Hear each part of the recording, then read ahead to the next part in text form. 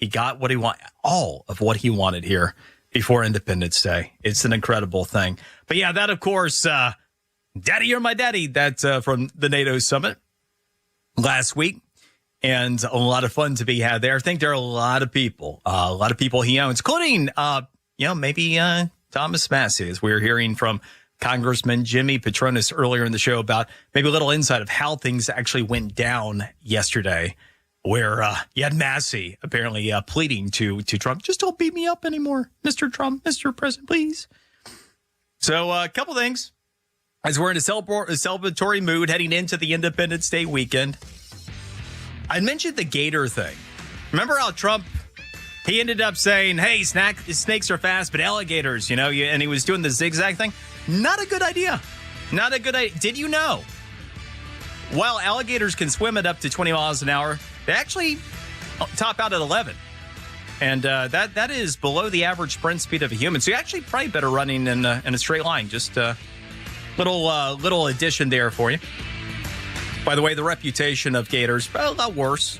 Although if you're an alligator Alcatraz and you've got to navigate miles of gators, crocs, and snakes, I don't know. But anyway, have a wonderful Independence Day weekend. Enjoy the heck out of it. President Trump well on his way to making America great again. Congress getting the job done in the 11th hour. So it is wonderful time to celebrate. Brian Mudd in for Clay and Buck. Clay Travis and Buck Sexton on the front lines of truth. Stream the all-new Clay Travis and Buck Sexton show exclusively on the Extra 106.3 app. We don't shy away from the tough topics of the day. We like to share opinions and hear yours, too, on what matters most. There are some things, though, just about every American agrees on. Boys shouldn't compete in girls' sports is one. Healthcare coverage just plain broken is another. It's too expensive, too confusing, way too unfair to people who work for themselves and can't join a group plan. There's a solution to healthcare coverage. It's called Ease for Everyone, and it offers affordable healthcare for as low as $262 a month. You can keep your doctor, never pay a deductible, and access over 400 prescription drugs for free. Go online to their website, see what plan is right for you and your family. Ease for Everyone was developed by some very smart, forward-thinking experts located in Nashville. You'll be speaking with folks who live in your world and can speak your language, answering your questions. Visit easeforeveryone.com/Clay and join today. That's easeforeveryone.com/Clay. 9/11 is more than a day in history. It's a day that's still taking lives. We remember the 2,977 people lost on 9/11, including the many first responders, yet even more first responders have died since that day from their related illnesses than on 9/11 itself. As well, today there's a whole generation of kids who know little to nothing about what happened on 9/11. The Tunnel to Towers 9/11 Institute is righting this wrong by helping teachers educate kids in grades K through 12 with nonfiction resources. That includes a full curriculum unit with scripted lessons, activities, and background for teachers. As well, there are nonfiction first-person accounts told through videos and the Discovering Heroes book series, plus a 9/11 Speakers Bureau for classrooms and a mobile exhibit that's an interactive museum. To never forget, we must educate future generations. Help our nation keep its vow. Join us in donating $11 a month to Tunnel to Towers at T2T.org.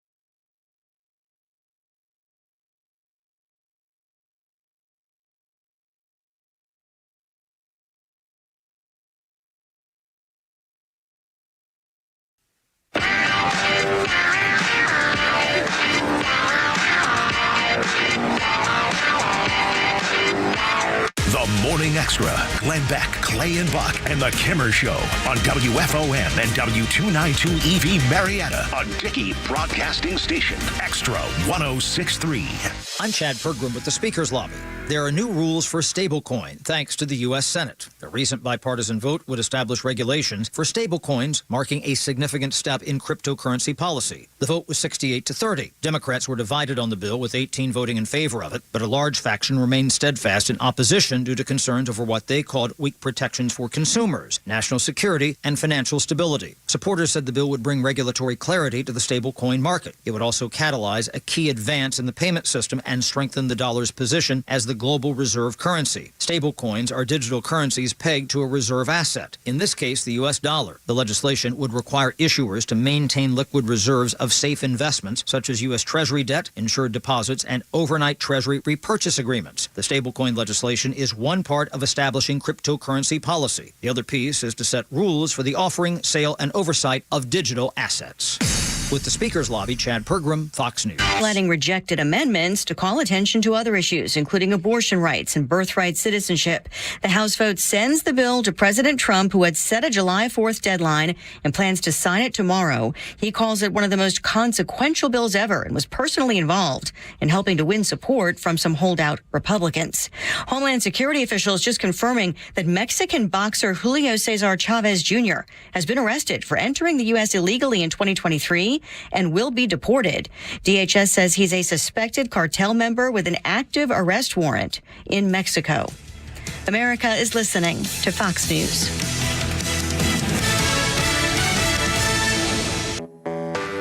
When you're hiring, have you ever felt like you're missing out on meeting truly great candidates for your roles? It seems impossible to find them, but they have to be out there somewhere, right?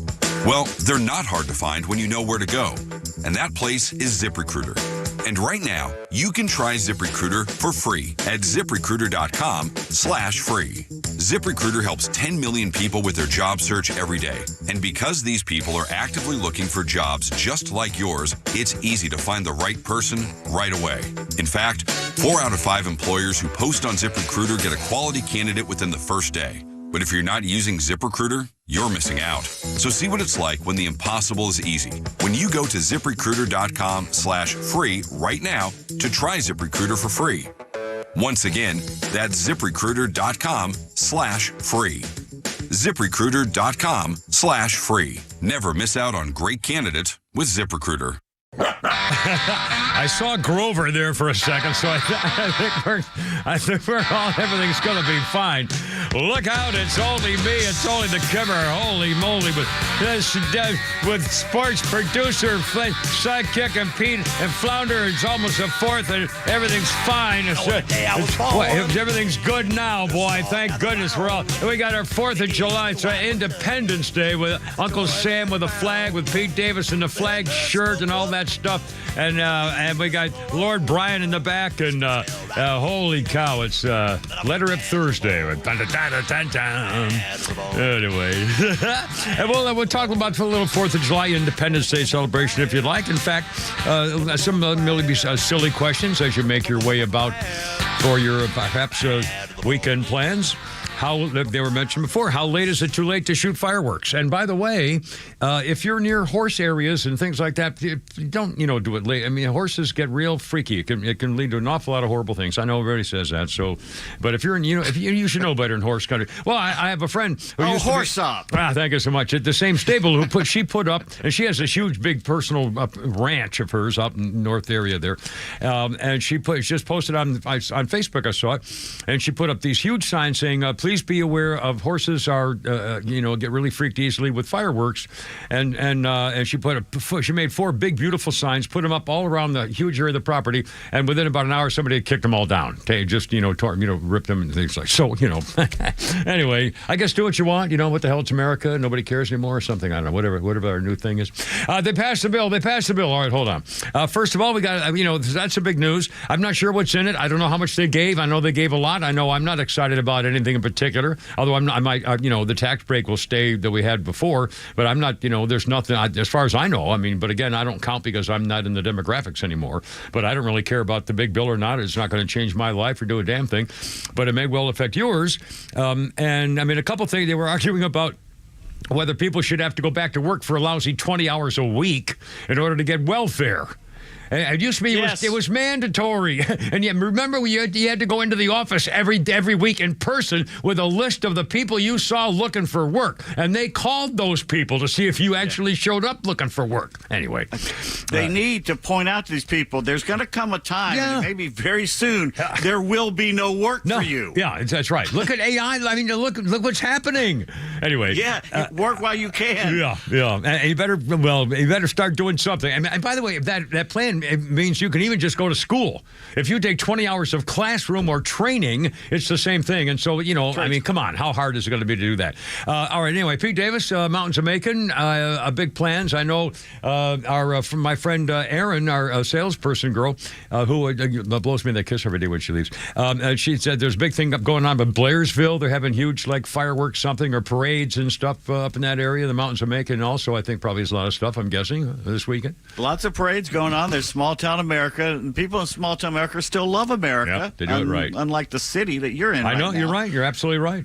I don't see a couple of very few places I see American flags in the yard or flying, and people still aren't flying the flag. I'll bet you I have two flags I fly up on my deck that stick out a little bit, and there's one guy on the other side of the neighborhood. That's a townhouse cul-de-sac thing, and there's only one guy, and I don't see flags anywhere. In the neighborhoods I drive through, there just aren't any. Nobody flies them. Is your neighbor still out of town?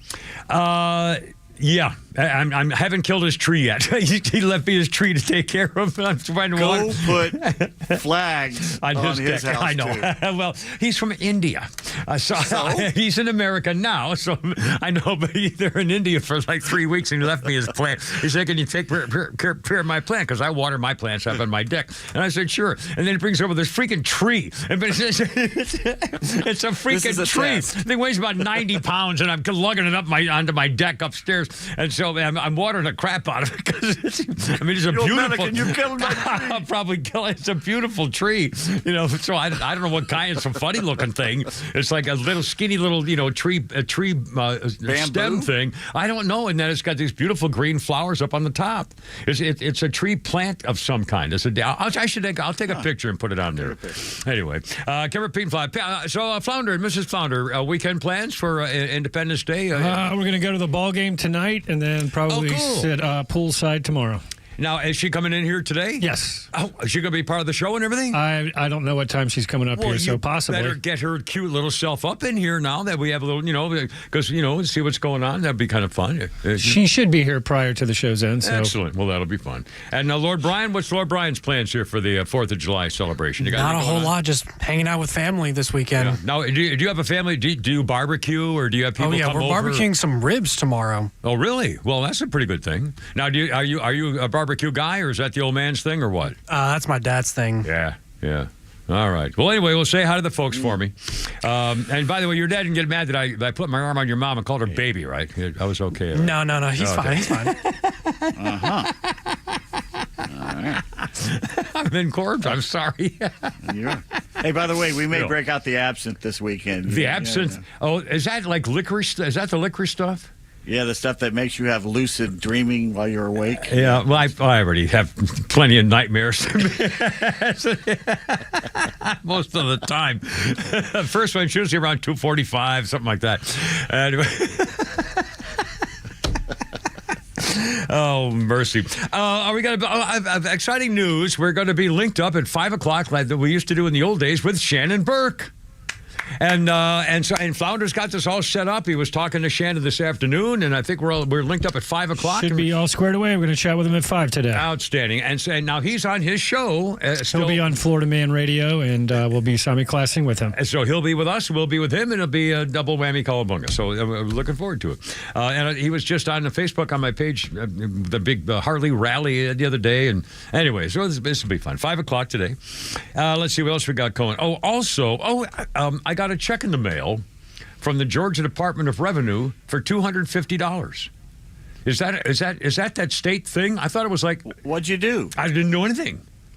It was a check from the Georgia and was exactly $250. So obviously it's a thing. It's not like they owed me tax money because I already got a tax refund from the state and I owed a fortune to the freaking feds. I owed a crap load to the feds and I got money. I got $1,000 back from this fake. I can't freaking believe it. Anyway, but I don't know whether I wasn't there some kind of tax thing the governor was going to send to everybody, but I thought it was like $500 or something. Anyway, I got a check for $250. I have no idea what it's for. It's a check. Oh, they'll be around later to tell you what you get to do. Well, in fact, speaking of stuff I don't know about, this is really weird. And again, I'll get off of this in a second because it's Letter Rip Thursday. 404-741-1230. I'm not making this up. In fact, I went into Flounder. I said, "Oh, what now?" I got a thing on my phone, and it says. In fact, I got it right here in a second. Here. Oh, now I can't find it. Of course, it says. Oh God, I got 9,000 freaking. Oh, now, Flounder, why can't I find it all of a sudden? Oh, here it is. It says, "Hi, this is AT&T. Please see an important message sent on 625. We want to update your wireless account to paperless billing. For more convenience and control to manage your bill and payments." Yeah, maybe more convenient for you. How about do your stinking freaking job? And it says, if you want to keep a paper bill, contact this thing with an att.com something or other. And so I go right to Flounder and say, okay, is this a fake or what? If I do this, and he said, don't do it. And I said, now, wait a minute. How is it possible that I don't know anything, so I don't know what to do, but even Flounder, who knows all this stuff, is nervous about opening the thing on your freaking mail because of it's a thing. And so I said, screw it. So we opened it up and we put my number in, and apparently I'm all set. But again, I mean, even guys like Flounder who know these things are nervous about answering stuff on your phone that actually affect your account. So what the hell's going? I mean, this is not the way it's supposed to be. I don't trust anything. I don't want to live that way. I just want my freaking bill. Give me my freaking bill, and give me my freaking bill. Anyway, sorry. But on the other side of the coin, yeah. Instead of having to get in a car and go to the post office or write checks and take hours out of my life, I did all my bills in 5 minutes last night. I know. Well, as a matter of fact, I wrote out a bill this morning to Scamfinity for $9,000 a day for the stupid TV service. And I enjoy writing out because I write longhand now. Whenever I write a note to my kids or write a check or anything else, I write in longhand. I don't print anymore when I'm doing stuff. Cursive. Just because I love doing it, and I do it, and it's like I'm drawing. Oh, I do it. I stopped doing it for years. I had not done cursive for like 30 years. I took notes even in capital letters. That's all I ever wrote, capital letters. I am not allowed to write the trivia answers down because even when I do block letters, you can't read mine. Yeah, Dr. Davis over here, I guess, probably. Anyway, I got 313 already. Anyway, give her Pete Flounder, 404-741-1230. Oh, I got some America quizzes, for example, and real quickly, we'll take a break here. I got like 12 seconds. Hold on. Don't get nervous. Here we go. For example, so like some Uncle Sam things. I thought it might be kind of... Shut up. It might be cool. For example, Pete, you may know this. I don't know whether the other guys will. True or false? The United States Constitution is the world's longest-standing surviving written charter of government. The Constitution, the longest surviving written charter in the world. True or false? Pete Davis? It's probably true, but I'll say false. Flounder, any idea? I'm going to go false. It's actually true. Oh, God. Pete. It was ratified in 1789, and it is still the government as it exists today, longer than the Magna Carta or other things in the government, which I thought that was false, too, but it was not. Well, the Magna Carta only helped the royals. It didn't. Yeah. When the British people throw that at you, say it only helped the nobles. It didn't help the poor man on the street. Well, there you are. Yesterday's Democrat Party. Anyway, Uncle Sam is waving high and everything. Life is good. 404-741-1230. They passed the big bill. I'll bet you Donald Trump's going to say something at some point, and when he does, we're going live. Give her Pete and Flounder and Lord Brian on Letter Rip Thursday at 106.3 or something. Look out.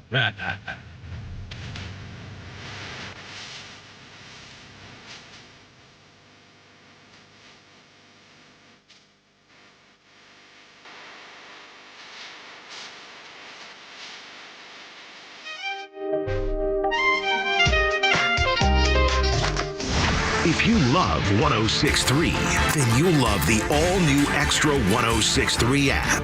It's loaded with replays of your favorite shows like The Morning Extra and The Kimmer Show, podcasts from conservative voices across the South, and access to Extra's crystal clear live stream from anywhere in Georgia. Grab it now for Apple or Android. You know, I was thinking, I've been talking about how I've almost been creamed on my car and chopper in the last little while. If you have a problem with something, if there's going to be a problem over the 4th of July, the Independence Day celebration weekend, if there's an accident involved, maybe a fireworks thing or a barbecue thing or whatever, don't forget David Van Sant. I talk about him taking care of insurance problems with car accidents and stuff like that. He's a personal injury lawyer, and he's a good one. He's a real great one, in fact, because David Van Sant is on the Georgia list of the top 100 trial lawyers in Georgia. He's also on the super lawyers list since 2014. That is a big deal.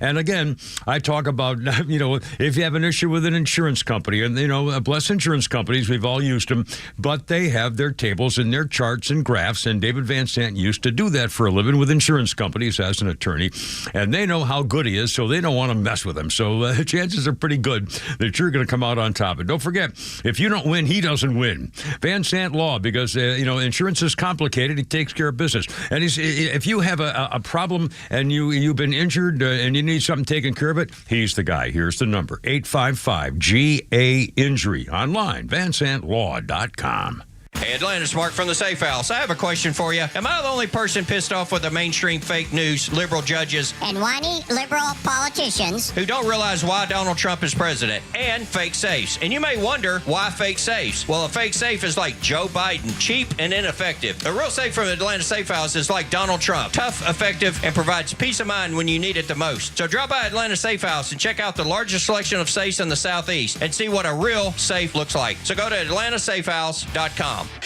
Retirement components look different for everyone because everyone is unique, but there are major components everyone needs in their retirement. So, Coach Pete, what are things that need to be covered with everyone? The four main things we go over: retirement planning. Everyone needs a retirement plan. We're all going to retire eventually. We need to make sure our money's waiting for us when we get there instead of us waiting for our money. And then we need asset allocation and investment guidance. In other words, where is your money? Why is it there? And should it stay there? Or when do we move it around every now and then? Or should we move it? Is it a good time to move it now? Then tax planning. Nothing in writing that says you have to overpay. When you're in retirement, you want taxes in your favor, not against you. And then estate, succession, legacy planning. For a complete retirement review, comprehensive and customized, call Coach Pete's local trusted advisor, Craig Chandler of Chandler Wealth Management.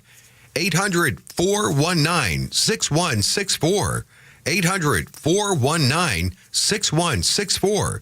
Again, 800-419-6164. Hi, I'm Chris Lalamia, owner of the Trusted Toolbox. Got a to-do list a mile long? No problem. We've got the ultimate solution, our Handyman for a Day program. Here's how it works. You get a skilled handyman dedicated to knocking out your honey-do list. Paint touch-ups, drywall repairs, door adjustments, and much more, all done in one day. Call us now before the rush for your Handyman for a Day, and call us at 770-623-3097 or visit us at thetrustedtoolbox.com. One call, one handyman, one day, the Trusted Toolbox. Convenience is defined as the state of being able to proceed with something with little effort or difficulty. And at RBM of Atlanta, we embody this definition. Convenience is our middle name. Meet our Mercedes-Benz pickup and delivery service. It gives you back time and money. Does your Mercedes-Benz need service? If so, we'll pick up your vehicle that's requiring service from your home or office and bring it back to our dealership for those services. And once the services have been complete, we'll bring your Mercedes-Benz back to you. With over 100 appointments available every weekday, over 50 appointments on Saturdays, and more than 200 courtesy vehicles in our fleet, we're here to serve. We'll work around your schedule. We're here to save you time, energy, and money. RBM of Atlanta is a J.D. Power 2025 Diamond Dealer of Excellence for the customer sales experience. And we're proud to be Atlanta's Mercedes-Benz connection since 1964. Pickup and delivery service restrictions do apply. Ask your service coordinator or service advisor at RBM of Atlanta for details. I love my wife, but like most couples, we had different sleeping needs. One of us likes it warm, and the other prefers to stay cool. I found the perfect fabric to keep us both comfortable. Viscose from Bamboo. I'm Tyler, founder of Cozy Earth. Cozy Earth offers the softest, most comfortable sheets, towels, PJs, joggers, and more. If you sleep in our sheets for 100 nights and don't absolutely love your experience, we will refund your money, no questions asked. Go to CozyEarth.com and use code CozyComfort to save up to 40%. That's CozyEarth.com, code CozyComfort. I'm running wide open. I was born with my feet in motion. Since I met you, I swear I could be happy anywhere. Happy anywhere. Any mapped out location, you're always my destination. You're the only thing that I'm chained to. I could be happy. They found each other on TV.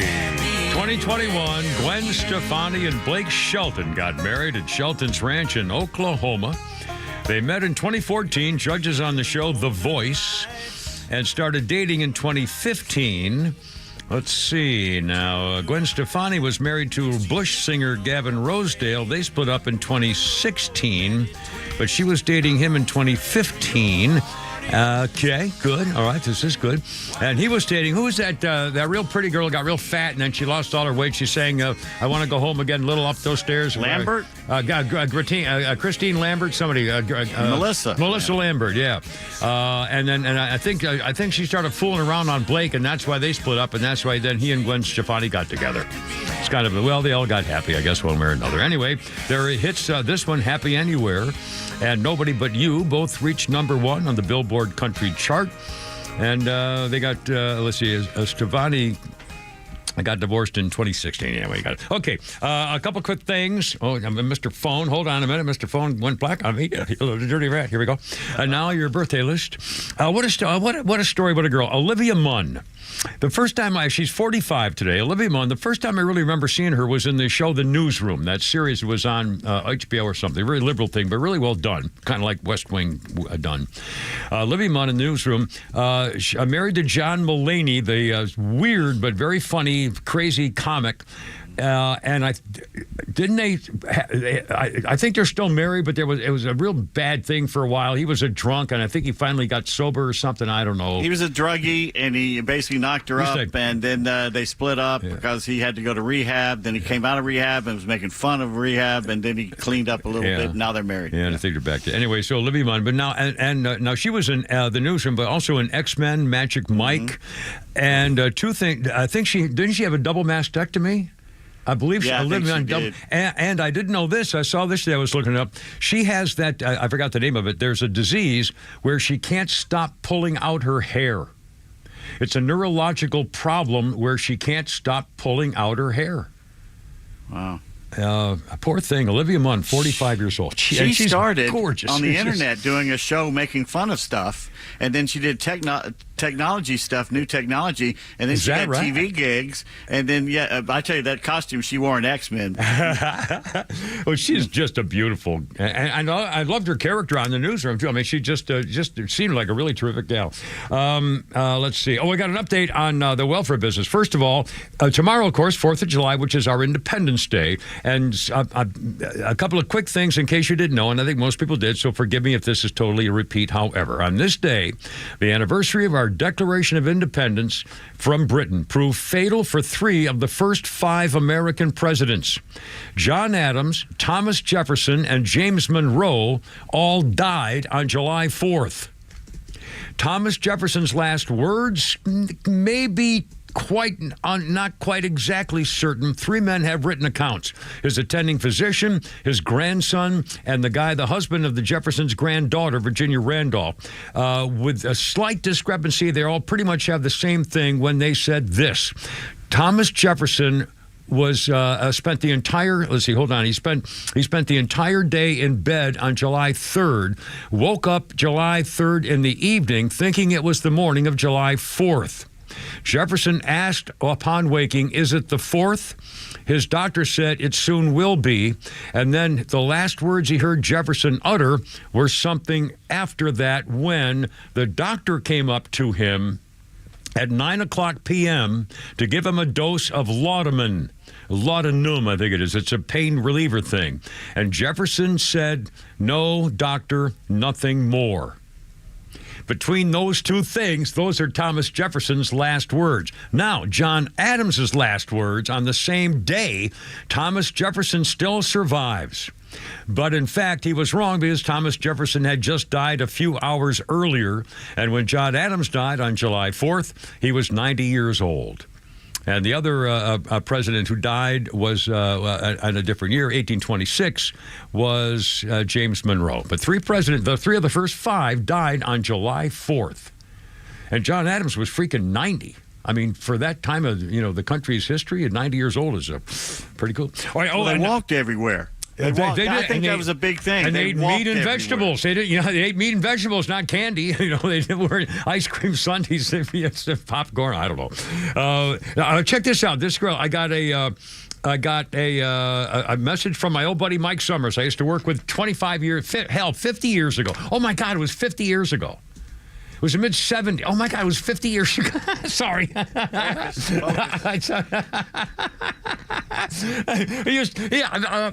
informed me. I was the news director. I was the boss. Okay, I was the news director. I ran the whole place. And he used to... I made his... Oh, I shouldn't do it. It will take forever to tell the stories of mine. You don't care about my old thing. Anyway, I got some great stories about him. But he said... this is Mike said... we were talking about welfare stuff like this. He just sent this. FYI, I'm receiving unemployment insurance for the first time ever. I have to report at least 5 job contacts every week, of which 3 must be job applications in order to keep receiving benefits, and it's all filed online. And this is in Kentucky. And he said, by the way, there are freaking flags everywhere. But he has to report 5 contacts a week and 3 applications to get his money. And that's the way it used to be. So people are bitching and moaning and stuff like that. Anyway. It was a pain in the butt. Yeah, it was a pain in the butt. Well, there you are. I never took it, but I went once to do it back in the 70s or 80s, and it was such a pain that I said, you know what? I'm just going to go find a job. Yeah, just no matter go what get a job. It is. Yeah. And I think it used to be that you could, when you first went, I think you had to take training classes or I don't know, but there was a whole thing. I mean, you had to do stuff. You couldn't just, sit home and get a check. Although that's why during COVID, with the people who got them, they didn't do anything. They got credit cards and all that kind of stuff. I never got any of that stuff. Anyway. Sorry. All right. I'm sorry, Flounder, you got a little something here? Yes, we got Shay on the horn. Shay. How you doing, Shay? What's going on? Hey, how's it going, Kimmer? Good, man.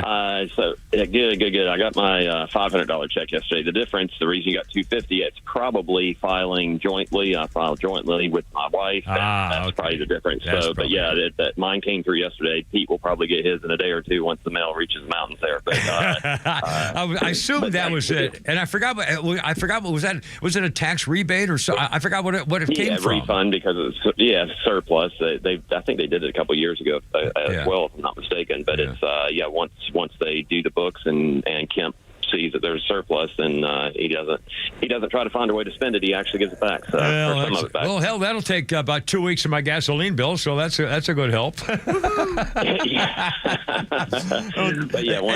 wanted to clear that up. Thank you, Shay. Appreciate it. Have a great Independence Day weekend with you and yours too. I hope you have a great time out there. 3:38. And Pete, did you say you have plans? Are you going to go to parades up there or anything in particular? Tonight's trivia. Tomorrow, going to the lake. Saturday is a big cookout Olympic thing, which will probably degrade into Bacchanalia. Oh, boy. Olympic thing.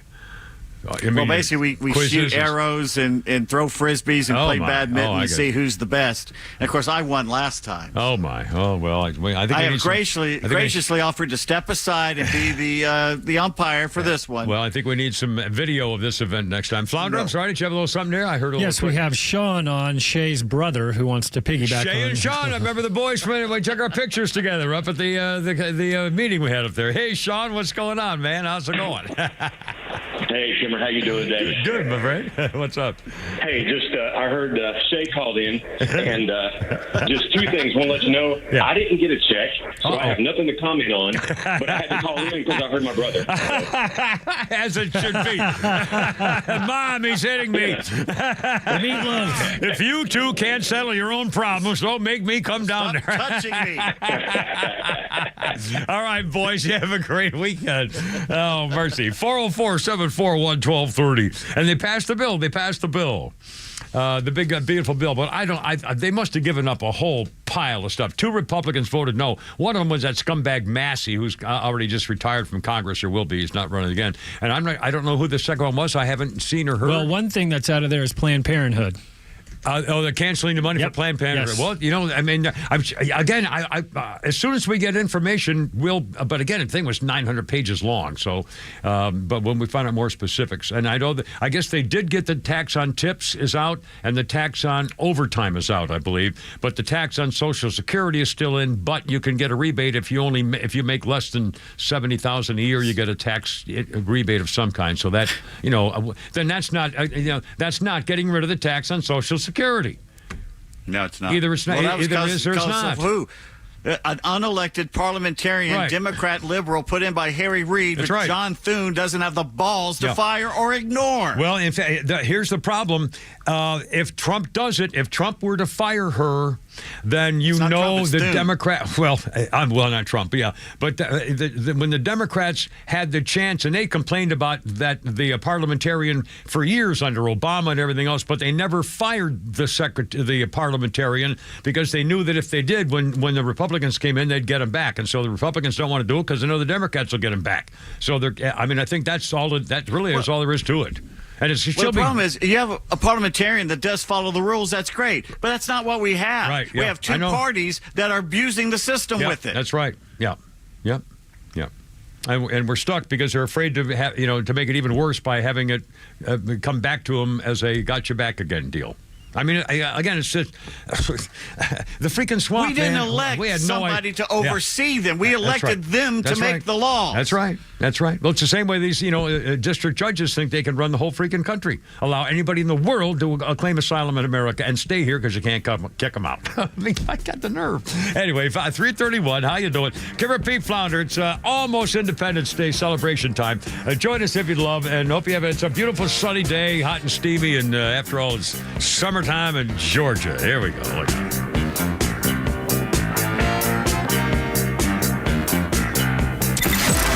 Our entire family at Extra 106.3 and Dickey Broadcasting extend a special thanks to every man and woman who've served to protect the freedom of this great nation.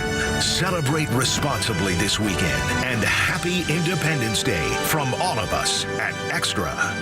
Hey, this is John Flading. I'm the president and owner of ATL Turf Co. We have become a highly sought-after turf installation company in the Atlanta and North Georgia luxury residential market. The big reason for that is our installers are ATL Turf Co. employees. We do not outsource labor. They are trained to be experts in the turf installation process, drainage, grading. Just go to atlturfco.com to schedule an appointment. Gentlemen, listen up. When it's not hard, it's really hard. Did you know that 50% of men over 50 have some form of ED? It's true, and I'm one of them. ED followed me everywhere. Heck, even my initials are ED. I'm Dr. Eric Deal from Total Body Therapy of Georgia, and I know ED. It can lead to feelings of embarrassment, stress, and sadness.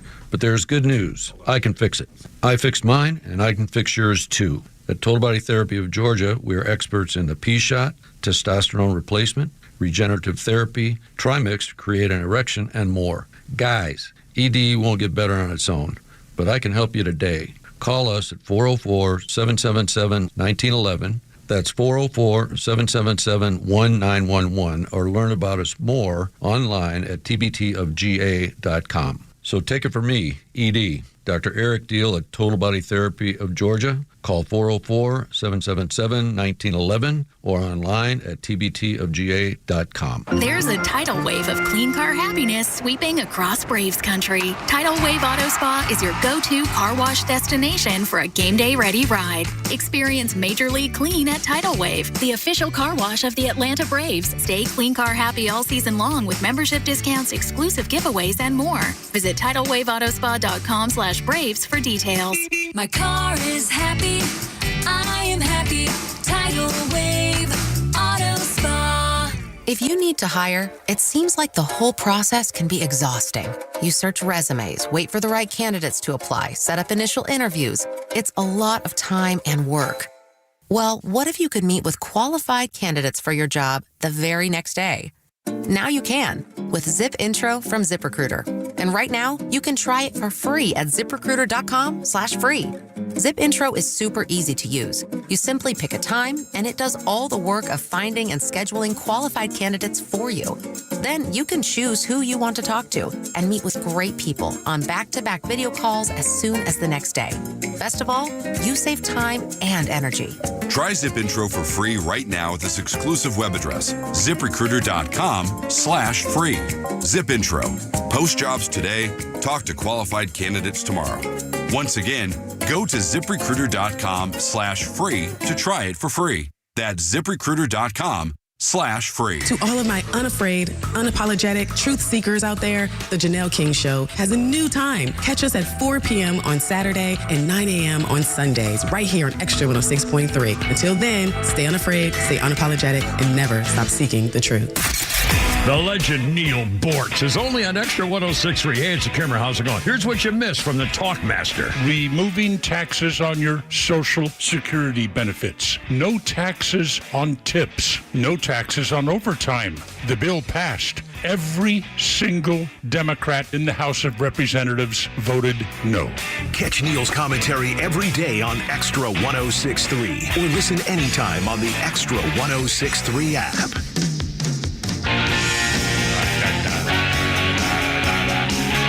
Look out. Here we go. Kimmer, Pete, and Flounder. Lloyd Bryant's in the back there. 106.3 Letterman Thursday with Kiss. It was the day in 2012 today. Kiss announced they're going to release a book the size of a guitar with unseen photographs from their 40-year career. This was in 2012. A limited edition called Monster. The book would have a price tag of about $4,300. The damn thing was 3 feet tall and 2.5 feet wide. The biggest music book ever produced. So, yes. Yeah, I guess you got to do something. Let's see. Our birthday list today includes Tom Cruise. Tom Cruise is 63. Mission Impossible superstar, Top Gun stuff. I think he did better jobs with Reacher, the Reacher movies. Did you anybody have a favorite Tom Cruise favorite, or think is it his best movie or favorite movie of Tom Cruise, Pete? He did one that nobody remembers called Losing It. Back in the 80s, one of his first movies. And it may have been before Risky Business or right afterward. It was him and Jackie Haley Jr. They go down to Tijuana. They're like high school kids in L.A. And they go to Tijuana to lose their virginity. Oh, my. Shelley, what's-her-face from Cheers is in it, too. Shelley Long. No kidding. And it's basically the scenes in the bar in Mexico are hysterical. I'll be damned. Now, he did that bartender movie with Paul Newman, too. Cocktail. The bartender movie was with the Australian guy. You're thinking of The Color of Money. The pool movie with Paul Newman. Yeah, but again, he's done everything. He was really good in The Firm. And Flounder. That was a real. Also, another good one that was kind of off radar for him. Minority Report. Yes, that's right too. That was good. And the one a few years ago, Oblivion, was a very good science fiction movie. Yeah, I remember that with that little pretty chick. What's that? But they were pretty. What's her name? Yeah, she's she's Olga something. She's Russian or Ukrainian or something. And then he did one with Emily Blunt where he goes back in time. Yeah, that's a really good movie. Yeah. What is that? Yeah. What a career! I mean, Tom Cruise, all 5'6" of him. I mean, unbelievable. And the Reacher movies, and of course, Jack Reacher from the book is 6'4", 230, and Tom Cruise is 5'6", 160 or something. But still, he does great. He does great roles, and he does all his stunts now, all of them. and they're dangerous. And I mean, stuntmen can't do them. I tell you, I saw a special. It was like a 5-minute thing on Tom Cruise doing the stunts and the things that flying out of a flying airplane at 100 miles an hour, slamming into the water. You have to be exactly the right angle, or you'll break all your bone. I mean, it's unbelievable stuff. Their personal lives are screwed up, but you got to say him and Brad Pitt are movie stars. Yeah, they're stars. Like in the old sense of a movie star. Yeah. He's got to be the biggest movie star today, isn't he? Or would you think? Who's bigger than Tom Cruise? Well, Chalamet's been hot, but the last 2-3 years. But yeah, Cruise is to me the biggest star in the world right now. Let's see, 339. A quick thing about our history of our nation. On this day in 1775, George Washington rides out in front of the American troops gathered at Cambridge Common in Massachusetts and draws his sword on his steed, formally taking command of the Continental Army. George Washington was a planter in Virginia, veteran of the French and Indian War. He was not a good leader at some points. He had a horrible disaster we'll talk about later. But he said, I'll serve. He said, I'm not going to take any money. Just give me reimbursement for expenses. But he refused to take any payment for his services. And he was a lieutenant colonel in the Virginia militia and led a war against the French in the Ohio River Valley and so forth. There are a lot of folks who, said he was inexperienced and shouldn't have taken the job. But he took the post and then returned to a planter's life in Virginia, was in the Virginia House of Burgesses, and then got involved in 1774 representing Virginia at the Continental Congress. And on we go, the Revolution and bing, bang, bow.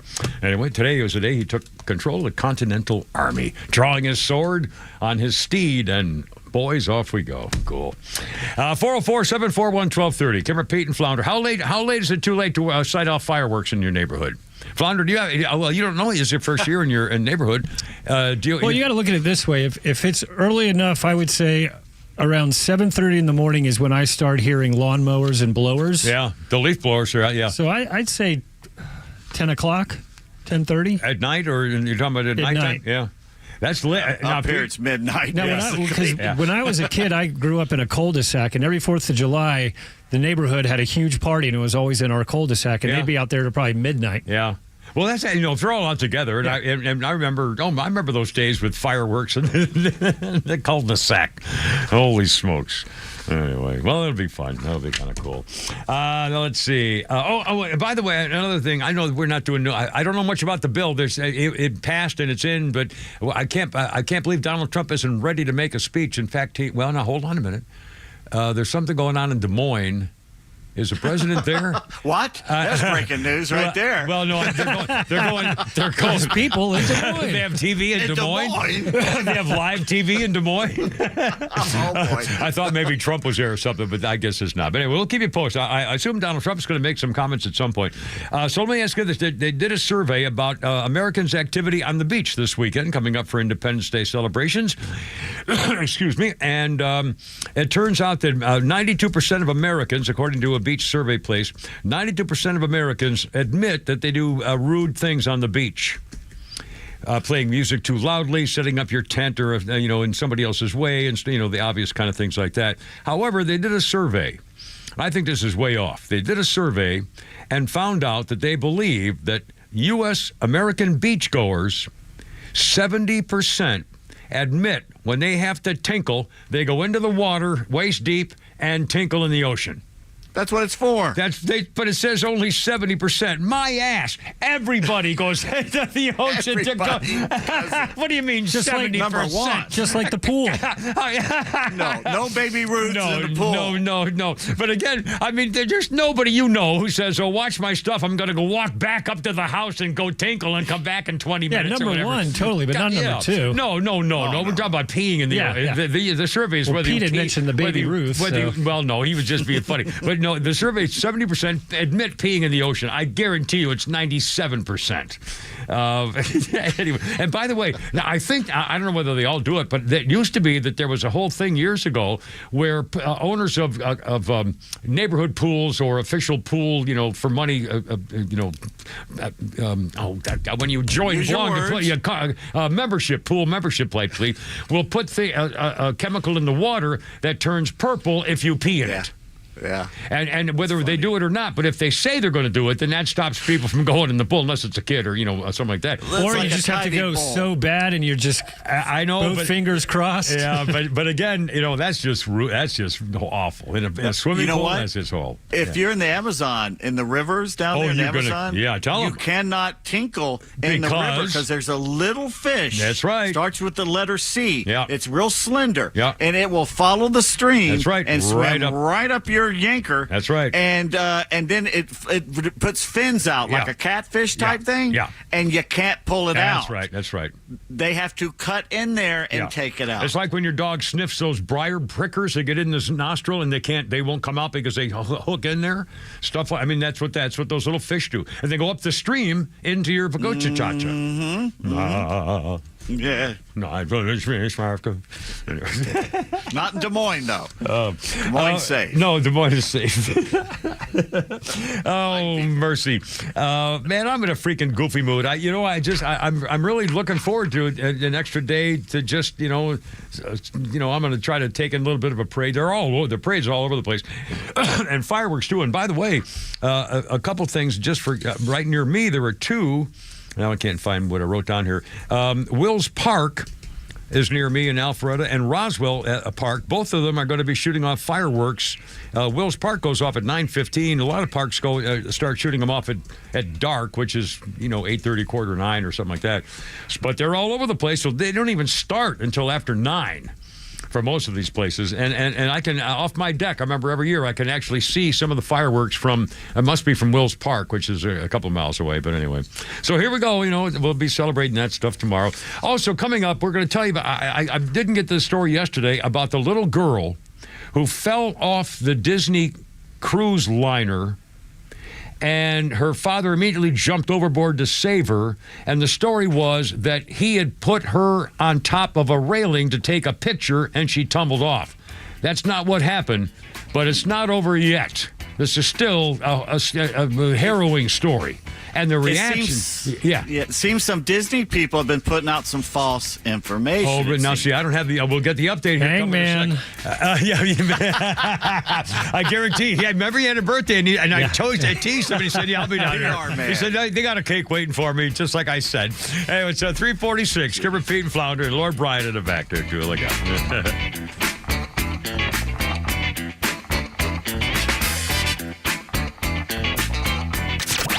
Get the latest breaking news and insight from the biggest conservative voices in the South when you follow Extra 106.3 across all your social media platforms. Find us on Facebook, X, Instagram, and YouTube at Extra 106.3. There's no better place to be than Truist Park this summer, especially when the Braves face the Yankees and the Giants. July 18th through the 23rd. On July 20th, the first 3,000 kids will receive a copy of the Goodnight Braves Fans children's book. And then on July 21st, the first 15,000 fans will receive a Braves rope hat, presented by Napa. Visit Braves.com/promos to check out more giveaways and fun at Truist Park. Cunha strikes one to deep right field on the rise. Carroll turns around. There's some smoke right into the chop out. And fans can enjoy any of these games during the week with the T-Mobile Summer Steal Deal. With the Summer Steal, you can choose from one of 3 seating locations for any regular season game, weekends included, and receive a ticket, snack, and a drink for as low as $30. Or if you prefer something different, you can choose any menu item up to $12. Visit Braves.com/steal to purchase your tickets today. Atlanta Braves Baseball. We are Braves Country.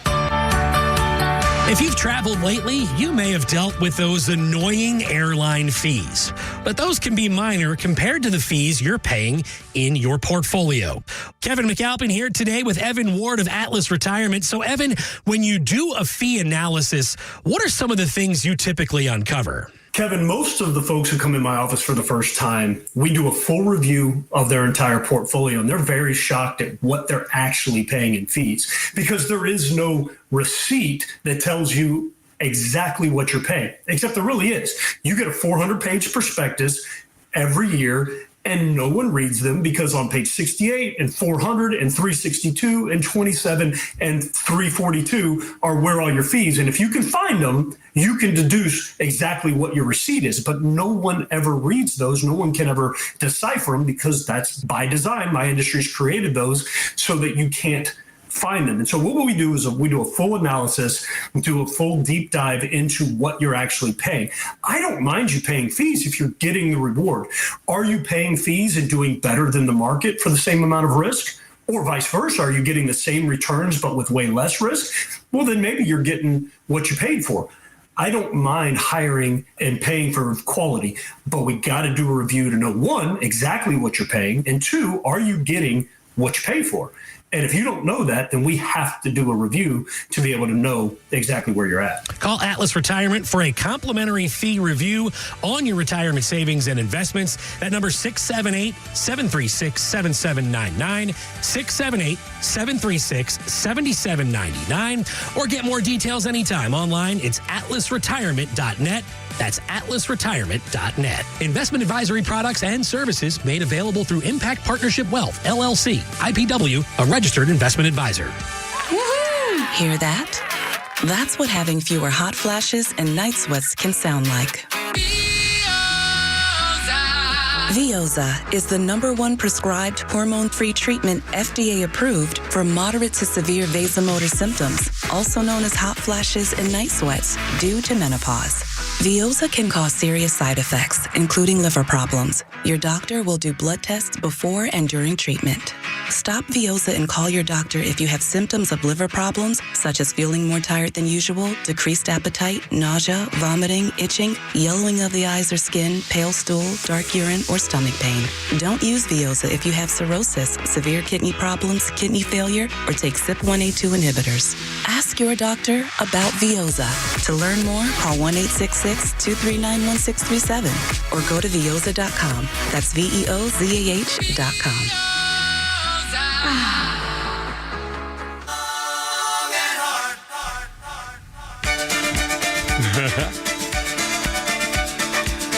Young at heart. Center of a lawsuit 23 years ago, 2002. A violin session player, Bobby Valentino. Young at heart, yet what a start. He went into a British court and serenaded the judge during a copyright battle worth over $100,000. It was over the rights to the Bluebells version of the song Young at Heart. This guy, Bobby Valentino, the violinist, said he, rather than the song's co-writer Robert Hodgins, had composed the distinctive violin part, and the violin made it a significant enough difference to be part of the original contribution. Like this. And Valentino was paid a session fee of only $75, like $80.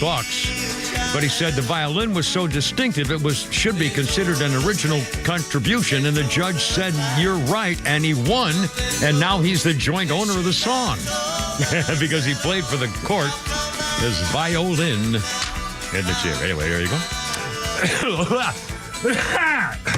All right, no, better now. Thank you. Woo. You know, that's how I'm going to go. I'm going to have, I'm doing my, lollipop thing just to get my, just to keep, happiness going. And so that's what's going to happen. I'm going to have a lollipop stuck in my throat or a, glass of ice water on the floors. Choked to death on an ice cube or something. I just know it's going to be, well, always hope to die in battle, this kind of thing. Anyway, our birthday list includes Johnny Lee. Looking for love in all the wrong places. Johnny Lee is 79 years old. My goodness. Let's see. Our birthday. And our, some of these are too freaking long. I'll do a little quickie here. On this day, 1928, the first public demonstration of color TV. An inventor named John Baird showed his mechanical color TV in London in 1928. He used scanning discs at the transmitting and receiving ends with 3 spirals of apertures, each of the spirals with a filter of a different primary color. It used 3 light sources at the receiving end, The demonstration was of Noelle Gordon wearing different colored hats. And she went on to become a successful TV actress, famous for a soap opera called Crossroads. And it all started the first color TV in 1928. Well, good for you, buddy. Anyway, Kimber Pete Flounder and Lord Bryan's in the back there at some point. Now, this Disney cruise thing, just for the record, a 5-year-old girl fell overboard Disney cruise. She was sailing on the Dream in international waters, sitting on a railing on the 4th floor deck. Her parents played shuffleboard nearby 11:30 in the morning. The youngster fell backwards through the porthole, opening down into the open waters of the ocean. Her 37-year-old father did not see her fall, but he was alerted by the mother. He dove into the water, grabbed his daughter. They treaded water for about a half an hour, picked up by rescue crews. Now, the rumor was that her dad had held her over the railing and dropped her, or that he put her on the railing to go take a picture and she fell, and that apparently was not true. Here's one of the versions of it, and Pete's going to update this because information I don't have. The deck 4 where family fell is less crowded than other decks and has shuffleboard courts. There's a protective barrier in place, but there are little divots and spaces that make it so you can climb up in the area. We don't know why the porthole was open or how the young girl slipped into it. But it's still a little iffy, and this sounds like a lawsuit and a half waiting to come. Now, Pete, you mentioned that there may be an update here on the Disney crew and some reaction to it, or what's the deal? Well, there's a lot of stuff going on that they call them the Disney apologists online and saying, so it's his fault, it's the dad's fault, blah, blah, blah, the ships are safe. Well, they may be safe, but there's a large porthole type window. It's not like those little portholes that you see in the old movies or something. With the screws and everything. Yeah. This is a big, like a window type thing, and with a railing, and it looks like they're saying now that she kind of crawled up and her mother saw her fall. It was like one big thing. She crawled up it and just went over. And the mother told the husband, and he ran down and jumped off the desk about 20 feet above the water, and they tread water for like 25 minutes before the boat went and got him. Yeah. And there's film of it and everything, but maybe the kid just crawled up and fell off. Yeah, but again, that should never be that should never happen. There's no way that a 5-year-old girl should be able to fall overboard on a cruise ship. I mean, it's just anyway. And again, why were they playing shuffleboard while she's playing around with something or other? So I don't know. The whole thing just makes me ill. You're on the back of the ship at night, and you're sitting there, and you're by yourself, and you're thinking, if I fell off right now, no one would know. Yeah, it's over. Flounder, I'm sorry. Did you try to get my... Rocco's on the horn. Hey, Rocco, you're on the radio, Rocco. Man. Hey, what's up, son? What's happening, Rocco? Hey, man, I appreciate Pete reading my tweet the other day. Yes, sir. That was fun. You were great, man. You were great. I just want to call and crow a little bit. All right. Trump is still on a roll, and this thing is playing out exactly like I predicted this time last week. Isn't it amazing? I mean, he's winning. It's unbelievable. I mean, just incredible success of this man in office. Yeah. Today, the only thing missing from today's proceedings was the Moving On Up song, Wheezy and the Maid Florence, because Hakeem Jefferson embarrassed himself. What an idiot. Standing there, strutting back and forth for 9 hours. Yeah, agreed. He just wanted to say he set the record, and that's all he wanted. So now he's in the record books with the long... Yeah, what a bunch of crap. And he pissed off all the other representatives because he didn't tell anybody he was going to do that, and they all missed their flight. Yeah, and they're falling asleep. They had to get... one lady kept falling asleep, and they finally got her out of there. What a joke. But, hey, man, just tell your buddy Bortz he's still on a roll. All right, thank you, Rocco. We're all going to benefit. All right, man. 7-5, 327. We got Flouder's funny, I think. Hold that thought. Your letter. And you know who else didn't deserve their deaths? The guys who were crucified next to Jesus. They were criminals. They were horse thieves. I'm not going to stand up here and tell you guys that stealing a horse is the right thing to do. It's not. But it's not crucifixion wrong. Even for Roman times, that's a bit harsh. That's why in the Bible, there's so many letters to the Romans. Dear Romans. People were writing in Dear Romans, how about you stop crucifying people for class 3 misdemeanors? Who's that, Flounder? Let me see if I can butcher his name. Mike Viccioni. Oh, Mike Viccioni. I should have known. Oh, fantastic. You want to hear something funny? I do. When we were kids, my grandfather in Mississippi refused to let my sister and her cousin hang out with some guy, some other teenager, because his daddy and granddaddy were known horse thieves. He's a known horse thief. Come from a bad family.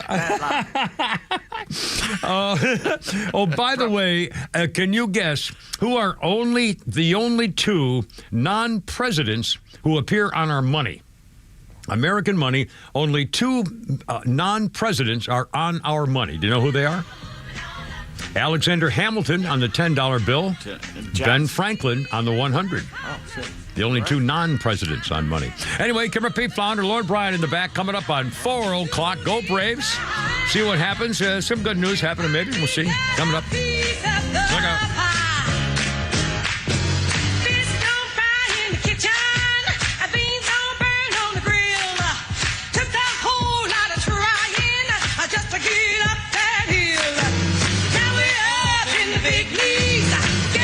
WFOM and W292EV Marietta, a Dickey Broadcasting Station. This hour is presented by Atlanta Safe House. This is a Fox News alert. They got it over the finish line. I'm Lisa Brady. I believed in this vision. I believed in the group. I believe in America. The House Speaker relieved after final passage of a bill President Trump has pushed hard for, and Democrats didn't have the votes to stop. Before a vote on the One Big Beautiful Bill, House Democratic leader Hakeem Jeffries gave one big speech. Shame on this institution if this bill passes. That's not America. We're better than this. The Democratic leader took the floor before dawn, speaking for nearly 9 hours before House Speaker Mike Johnson made his final pitch. We are ready now. We are going to deliver what we were sent here to do, and every American will benefit from it. Just 2 Republicans voted against the sweeping tax and spending plan that President Trump urged lawmakers to get to his desk before Independence Day. Fox's Jared Halpern at the White House, a signing ceremony planned for tomorrow. Former President Biden calls the bill reckless and cruel, just posting on X that working people deserve better. President Trump insisting it will strengthen Medicaid while extending the 2017 tax cuts. He'll be in Iowa tonight with an event at the state fair to kick off a year-long countdown to America's 250th birthday. Millions of Americans are also on the move celebrating this Independence Day. The total number of travelers for the holiday, an all-time record, says AAA, 72.2 million, and that's up double digits since before the pandemic. So we are back in a big way. 61 million of those by car, another 6 million almost in the air, and that's an all-time record as well. And then there are folks that are cruising or on buses or on trains. The cruising is very big, says the folks at AAA. Fox Business's Jeff Flock. Stormy weather impacting some travel. FlightAware reporting more than 4,000 flight delays. America is listening to Fox News. When you're hiring, have you ever felt like you're missing out on meeting truly great candidates for your roles? It seems impossible to find them, but they have to be out there somewhere, right? Well, they're not hard to find when you know where to go, and that place is ZipRecruiter. And right now, you can try ZipRecruiter for free at ZipRecruiter.com/free. ZipRecruiter helps 10 million people with their job search every day. And because these people are actively looking for jobs just like yours, it's easy to find the right person right away. In fact, 4 out of 5 employers who post on ZipRecruiter get a quality candidate within the first day. But if you're not using ZipRecruiter, you're missing out. So see what it's like when the impossible is easy. When you go to ZipRecruiter.com/free right now to try ZipRecruiter for free. Once again, that's ZipRecruiter.com/free. ZipRecruiter.com/free. Never miss out on great candidates with ZipRecruiter. Oops. Giddy up, go, little darling. They're gonna put me in the movie. They're gonna make a big star out of me. There we go.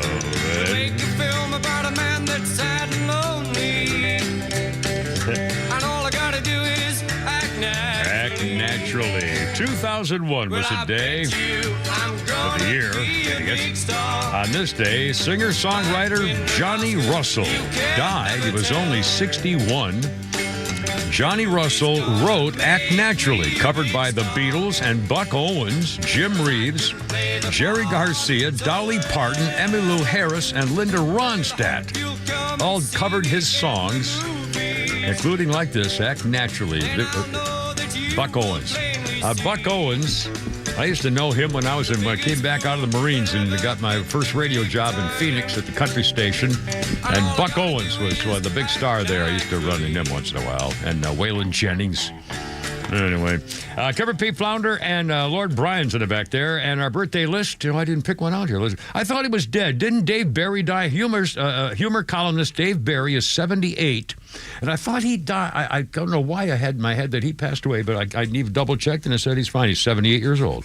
I used to read his column. I think he had a book or two, too. You had a TV show based on him. Yeah, well, that's right. I remember that, too. Let's see. Oh, I don't even have a history thing ready. What's the matter with me? What am I doing? I'm just, I'm getting all organized. You're doing what I'm doing. All right, I'll do this one. This is quickie. 1987. Whoops-a-daisy. Oh, here we go. 1987. On this day, the first transatlantic hot air balloon crossing. Richard Branson, the British billionaire and Virgin Records co-founder, he and Per Lindstrand and Fritteneren arrive at the Scottish coast in their hot air balloon, the Virgin Atlantic Flyer. They had departed from Sugarloaf Mountain, Maine, 32 hours earlier and traveled in their hot air balloon 2,900 miles. That had to be unbelievable. Scary. I mean, a hot air balloon. Not like you can control directions, altitude, what maybe, but, it's taking you where it's taking you, He's rich enough to have a flotilla of boats, though, stretched across the Atlantic, to pick them up. That's right, yeah. They probably installed, had Seabees install some kind of a metal bridge every mile on top of the water or something. Anyway, 4:06 already, holy cow. Kimber Pete Flounder and Lord Bryan's in the back there. A couple of quick things. I heard the guys before us talking about the P. Diddy case. He has been denied the opportunity to be released on bail before they sentence him. And I think the last I heard, the most he could get is something like 10 years in prison for the two convictions of prostitution type charges. The big stuff that could have put him away for life is gone. But the guys before us were talking about, and talked to somebody who was kind of an insider on this jurisdictional kind of stuff, and they asked him whether he thought Donald Trump would pardon P. Diddy or whether Donald Trump should pardon P. Diddy because he was convicted on federal charges. No. And the guy said yes. And as soon as I forgot who they're talking to, but it was some guy who's, one of the inside kind, guys. And he said yes, because they overcharged him and all this kind of stuff like that. And I thought to myself, when I was watching, I think a lot of us probably forgot. And again, I didn't follow the trial. I knew what was going on, but I'm not, that's not what we do in this show, particularly, age thing and everything else, demographics. But still, we follow, a little bit. But when they showed again last night, the video of P. Diddy, when his girlfriend was out in the hallway waiting for the elevator to show up, and he was so mad, he got her, he attacked her, he beat her, he threw her to the ground, and started kicking her while she was down. And then kicked her again when he was going back in, and went back and kicked her again while she was on the ground. And she almost unconscious. I mean, he slammed her, he beat her and kicked her again. I mean, my God, he should be going to jail for about 12 years just for that.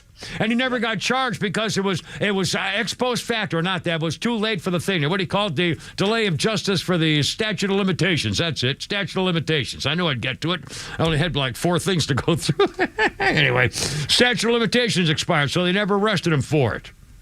And again, how is that possible? Because they covered for him, that's why. This whole stinking, miserable life. What a freaking pervert. I mean, seriously, that just makes me, I'm just disgusted. But again, they were all in on it. I don't know. The whole thing just makes me ill. He's got to go away. There's no way that he can get away with this. They could go time served. He's been in jail for prison or whatever it is for 10 months. It's going to be another couple before they do the thing, and then whatever. So I'm hoping the judge doesn't say, "Well, you're free. Time served. You're free to go." What we found out during the trial is maybe he's been enjoying this prison sentence. Well, now that's the other thing. And in fact, I would not be surprised. Yeah, don't throw me in the briar patch, Judge. Yeah, please, I'm begging you. However, I do. Oh, wait a minute. Hold on a sec. Oh, darn it, now I can't find anything when I want to find. So here we go. Babylon B. Diddy celebrates acquittal with a massive freak-off. So, I mean, if they had, can you imagine the party? If the judge had let him out on bail yesterday, can you imagine the celebration of what would have happened? Well, now maybe his lawyers would have said, no, don't do that. But anyway, and now the reason I mention this is because I want to rub it in to the Federal Gestapo of investigation, because one of the key people, one of the key lawyers on the prosecution team that basically blew the case against P. Diddy was Maureen Comey. Maureen Comey is that slimebag James Comey's daughter. And she was responsible as anybody else for blowing this stupid case. She was also a prosecutor in the Jeffrey Epstein trial before he killed himself. She had a lead role in the Ghislaine Maxwell trial with the Jeffrey Epstein thing as well. She's part of the organized crime U.S. Attorney's Office for the Southern District of New York. And the Southern District of New York is well known on TV and every other show, and also in truth, as probably the most severe and most consequential of the districts of court systems, perhaps in America. If you were charged by the Southern District of New York, you're in big trouble, because that is some serious freaking business. And of course, Jim Comey was her father, and I'm bringing this in because Jim Comey is now back in the news again. The Obama administration just did a CIA review of the Obama administration spy agencies. FBI Director James Comey, Director of Intelligence James Clapper, and CIA Director John Brennan were excessively involved in the drafting and rushing a completion in a chaotic, atypical, unconventional process about the phony freaking situation where the Chinese government was trying to I'm sure the Steele dossier was involved in the Russian collusion business under James Comey. James Comey and those guys were caught by CIA Director John Ratcliffe just a couple of weeks ago, and now they've come out with a CIA report. 6 weeks before his presidency ended, Barack Hussein Putinat ordered an assessment concluding that President Vladimir Putin aspired to help Donald Trump. The CIA, the FBI, all hid the evidence to make it clear that Donald Trump would be linked to the Russian government. Brennan directed complication, Comey and Clapper's direct engagement, a highly unusual report in scope. They were they were going to put this out as an assessment in a way that nobody can question it. They stamped Russian collusion and then classified it so nobody could see it. That was freaking James Comey with the FBI. And one more, the link we mentioned last night, in case you forgot it. Christopher Wray, the disgrace of Atlanta, who ought to be in freaking prison for the whole business of January 6th and everything else and the 100 freaking laptop stuff. The FBI blocked an investigation in 2020 of the Chinese effort to influence the election. So we had the Russians in 2016 with James Comey, the FBI, and the 2020 investigation of Christopher Wray, and the FBI blocked the investigation into the Chinese effort to meddle in our election because it would have contradicted what Christopher Wray said under oath before Congress when he said, "Oh no, there's nothing, everything's fine, everybody knows, da." And he got caught lying, and so the FBI covered up the report about the CIA's involvement with the Chinese involvement in trying to fix the election in 2020. So we got Russians in 2016, FBI involved in covering it up, and we got Chinese in 2020 and the FBI covering it up. And Donald Trump was criticized for trying to rid the swamp of what's going on. I'm telling you, it doesn't end. The report says Christopher Wray assumed the role of sole gatekeeper for the intelligence community. Suppressing the report would prevent intelligence agencies from corroborating or discrediting the source of the information about the Chinese trying to fix the election for Joe Biden. And the FBI covered it up because it would have made Christopher Wray look bad. You freaking scumbag. You men are to be in prison. Yeah, happy freaking Independence Day weekend. Some of these guys ought to be in freaking handcuffs. And they ought to do it on the 4th of July and perp walk them in front of all the TV cameras. Yep.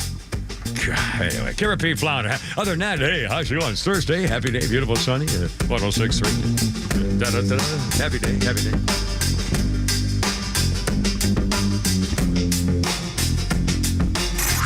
It's time for the Bortz Report, exclusively on Atlanta's only conservative news and talk station, Extra 106.3. I'm a proponent of the death penalty. You knew that. But I heard something yesterday that I would consider as a viable alternative to the death penalty. A family member of one of the murdered Idaho students complained that with his life sentence, he would still be able to interact with family members, to contact and communicate with people outside of prison. That the whole thing was like daycare. That got me to thinking something I don't do all that often. I'm retired. How about a life sentence where the murderer is never allowed to contact his family again? After all, the victim can't contact their family. He is given no access to information from outside the prison, no magazines, no newspapers, no TV, no visits, nothing. He's kept alive, fed, gets basic medical care, allowed to exercise, but basically held in complete and absolute isolation, the same isolation in which he placed his victim. Why the hell should a convicted murderer ever have a chance to interact with their family again? Their victim can't. One more thing, give them a piece of rope in their cell and a body bag hanging on a hook. When they're ready to end it all, they can do so. And the guards can come in there, unzip the body bag, put them in it, and put them in a dumpster. I don't think that's the least bit cruel and unusual. Not as cruel and unusual as slitting somebody's throat. God, I'm tired of these crooks. Neil Bortz, Extra 106.3. Convenience is defined as the state of being able to proceed with something with little effort or difficulty. And at RBM of Atlanta, we embody this definition. Convenience is our middle name. Meet our Mercedes-Benz pickup and delivery service. It gives you back time and money. Does your Mercedes-Benz need service? If so, we'll pick up your vehicle that's requiring service from your home or office and bring it back to our dealership for those services. And once the services have been complete, we'll bring your Mercedes-Benz back to you. With over 100 appointments available every weekday, over 50 appointments on Saturdays, and more than 200 courtesy vehicles in our fleet, we're here to serve. We'll work around your schedule. We're here to save you time, energy, and money. RBM of Atlanta is a J.D. Power 2025 Diamond Dealer of Excellence for the customer sales experience. And we're proud to be Atlanta's Mercedes-Benz connection since 1964. Pickup and delivery service restrictions do apply. Ask your service coordinator or service advisor at RBM of Atlanta for details. Surveys reveal that peace of mind is a paramount concern for people approaching retirement. So, Coach Pete, what helps bring that peace of mind? That sound means financial fill-up. That means every single year in retirement, you get a new check delivered to your checking account. And if you pass away, your spouse continues to get that check. That's where the value starts really hitting, because a lot of people pass away and they leave their spouse with nothing but bills. And then the spouse has to change zip codes in a bad way, like move out of this neighborhood, move over there to that apartment. So the secret of life is get on that green brick road and make sure that you have that financial fill-up strategy, which will deliver a check to you regardless of what happens in the stock market. This is not stock market money. This is safe money. Now, we like the stock market, but we like the stock market only after we have our safe money and our retirement income number planned out. A comprehensive review, no cost, no obligation, with Coach Pete's local trusted advisor, Craig Chandler of Chandler Wealth Management. 800-419-6164. 800-419-6164. 800-419-6164. Hi, I'm Chris Lalamia, owner of the Trusted Toolbox. Are home repairs piling up? Are you feeling overwhelmed? Relax. We've got you covered. From drywall dings and leaky faucets to deck repairs and trim replacement, we're your one-stop shop for everything for your home needs. No more juggling multiple contractors. Just call us at the Trusted Toolbox and we'll handle it. Your home deserves the best, and we don't want you breaking your back trying. Call the Trusted Toolbox today at 770-623-3097 or visit us at thetrustedtoolbox.com. The Trusted Toolbox, your one-stop shop for home repairs and more.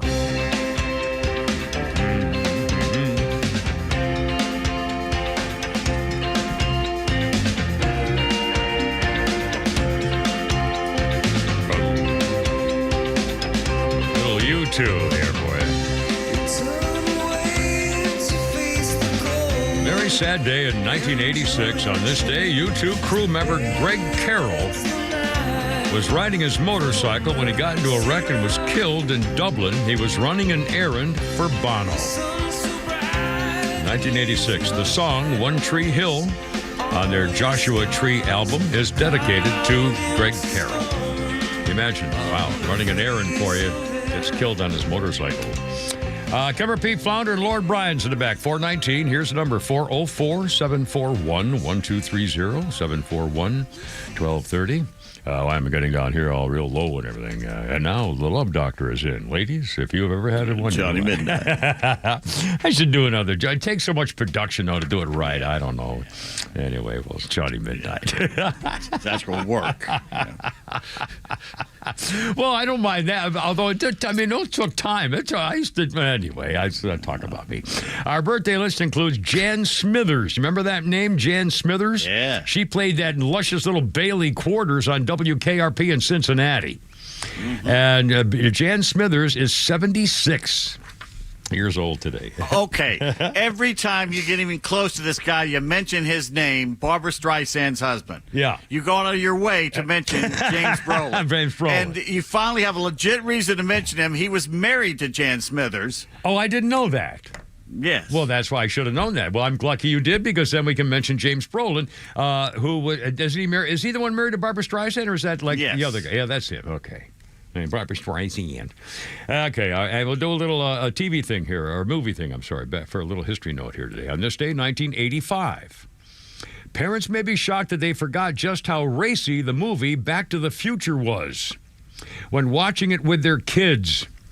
1985, now remember, written by Robert Zemeckis and Bob Gale, directed by Zemeckis, film featured Marty McFly, travels back in time when his parents fell in love while they were in high school, only to find out that he himself becomes his own mother's love interest. The movie, Michael J. Fox as Marty, Leah Thompson as Marty's mother, Crispin Glover as Marty's dad, and Christopher Lloyd as the eccentric scientist friend Dr. Emmett Doc Brown, who invented the time machine out of a DeLorean automobile. It was hard to imagine Zemeckis had a hard time convincing movie studios to get on board because the kid goes back to have an affair with his mother. In fact, everybody pretty much rejected the whole deal until they saw the success of his other film, Romancing the Stone, by Zemeckis. Fox didn't want to star in the movie. Michael J. Fox didn't want to star in it. He was Zemeckis' first choice, but Michael J. Fox was not initially able to do it because of his filming schedule for Family Ties, the TV series, and they originally cast Eric Stoltz in the role, but then they decided that Stoltz really wasn't right for it. So they made a deal between the movie studio and the TV show to allow Michael J. Fox time to shoot the film without interfering with Family Ties. Released on this day in 1985, Back to the Future was a huge, highest-grossing movie of that year. Received 3 Oscar nods, BAFTA nods, 4 Golden Globes. The success of Zemeckis and Gale teamed up again to write the screenplay for the stage version of the movie. Premiered in London in 2020 after 1985 when it all began. Back to the Future. 422, Kermit, Pete, and Flounder. I remember I never watched. I had no interest in seeing it again. I saw it when it was on, and then I thought it was a cute movie, but I really didn't care. I never watched the other two. I just watched the first. No, I didn't watch. Yeah, I'm not good on sequel type things unless. I'll see you 422. All right, but where's the most interesting place you ever had to tinkle? Okay, this could be kind of to keep this clean and everything. It's just a family show here, but just curiosity. I asked you the question because of this story. Think about that as I'll tell you this quick story here.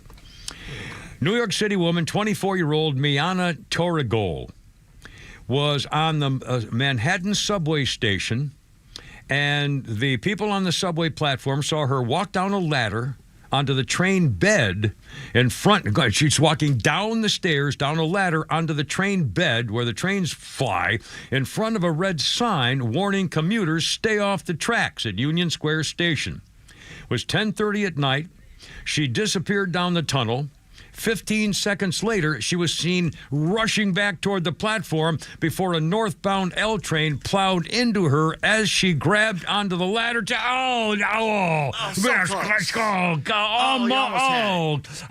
dragging her down the platform, turning her body into strap hangers are quite jumping back. Like a blender. She had to go tinkle. She went down there to go tinkle. And there are restrooms at the Grand Station there thing of the Manhattan subway station, but they close at 7 p.m. and it was 20 after 10. So she went down there to tinkle and got hit by a train. And by the way, whether this may be justification, God works in strange ways, or this kind of thing, this same woman, when she was 20 years old, a couple years ago, with her boyfriend, was arrested for beating and stabbing to death their roommate in the Bronx. They were fighting over noise, and they said their roommate made too much noise, got in a fight, and they stabbed him to death. They're both charged with murder and manslaughter. The problem was, and she was on probation for a charge of having a weapon at the time when she was killed, by the way, by the train. The murder charge was later dismissed because a grand jury couldn't reach a decision in who did what. So they all got away with it until she went down to take a tinkle, and the subway train got her. The age of she was 24. Jeez. Anyway, karma. I mean, seriously. I once where'd you go? Stoop to a tennis ball canister while I was stuck in traffic one day. Which I got to say, with these new reclining seats, the physics of that is harder than you think. Could be a little iffy. Flounder, did you ever have to do emergency tinkle someplace? Actually, where was it? Last night? 2 weeks ago. What day is it? 2 weeks ago, me and Veronica went to her brother's lake house. And we were out on the boat. We were going pretty fast, and I had to go. So I put a towel around my waist with a cup in there. And then let it flow. Oh, God. And then you had to hold on until you got to shore or what? No, they slowed down. They slowed down, and I poured it out. Not a drop. I was actually very impressed. So was Veronica, actually. A wave. Should have hit a wave. All right there, Lord Brian, your turn. Where'd you have to take an emergency tinkle one day you wish you hadn't, or wish you hadn't got caught or whatever? I can't really think of anything weird that I've had to use the restroom before. Well, you better start getting going on life here, mister, because you don't have anywhere near enough experiences to be part of this crew. I'm sorry, you're going to have to get on this or something. Tell the old man to set you free or something. My God, man. Anyway, so, well, no sense in hearing about the Kimmer. I once had to pee my pants because I wasn't. I don't want to hear. No, we don't want to know. I was not given permission to make a head call.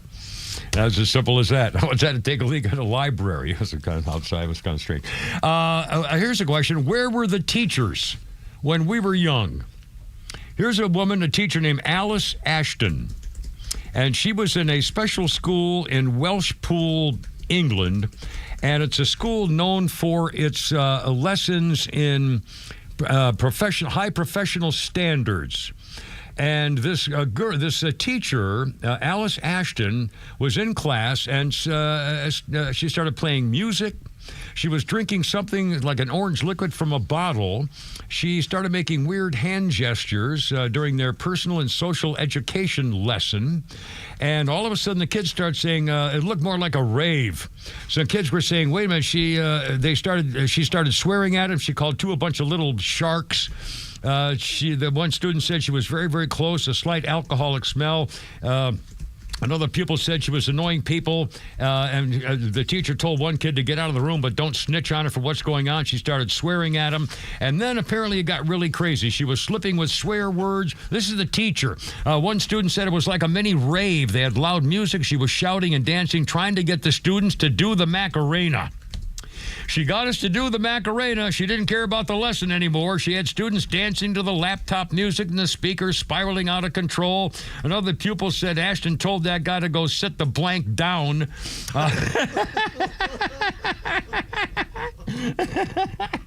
The school is bilingual for ages anywhere from 4 to 16.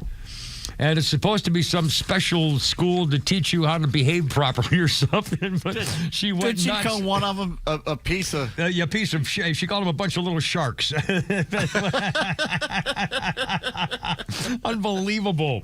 And then... and she's hot, too. And she's another pretty one. It's unfreaking believable. And then there's the story. And by the way... there's another story about this woman who is an OnlyFans account mother. She's 34 years old, Lucy Banks, and she was divorced. She used to be in banking, but she got divorced, and she was taking her kids to daycare, trying to keep her, get a job to find work, but she was divorced. And one day her kids said to her, "Do we have to go to daycare tomorrow?" And she said, "It just broke me." So she decided to get on to an OnlyFans thing. She started getting more confident. She hit her face, but started getting more creative, confident, more explicit. Sorry, I can't speak. More and more explicit and more kinky and sexual. And she said, "I know if I do more of this content, I can charge more. So that's what I'm going to do." And she was able to balance work time on the internet with her family. And she was earning a lot of money, making about $300,000 a year, when her 11-year-old son found out she was doing porn stuff on OnlyFans. Somebody told him. She says, "I was careful to make sure they were shielded from everything, but somebody told him it's not fair." And then, answer me this, Batman. How is this possible? Here's the mother. She's 34 years old. "I had a conversation with my son, and he's like, it's fine. People do worse things for money." Then he started trying to talk to me. He's like, "Okay, so how much do you charge for your subscribers? Because if we increase your subscription price..." And she goes, No, I'm not having this conversation with you." Her son, her 11-year-old son, finds out she's stripping and porning on the OnlyFans accounts, and she's, I don't know where we're going. That's just, how many teachers' things and how many women, it's a stupid, it's a cell phone, man. It's just the world's gone crazy because of this device. Seriously. Well, and if you're a young woman, what you're putting on social media is forever. Yeah, that's right. Think about what they always used to say before you do something. What if you had to explain it to your grandparents? Yeah. That's what the old saw was. Yeah. Now it's one day you're going to have to explain that to your kid. Yeah, or to your grandkids and your super double and triple grandkid. Yeah, exactly. Oh, I thought 431, Kimber, Pete, and Flounder, 404-741-1230. Just kind of goofing around right up till 6 o'clock. Braves, again, I have a thing talking about a Braves player last night. Something I thought was inappropriate. I could be wrong because it was kind of a special situation. Coming up in a second. Well, we'll do it coming back. I will coming back. Kimber, Pete, and Flounder, and Lord Brian in the back. Right, here we go.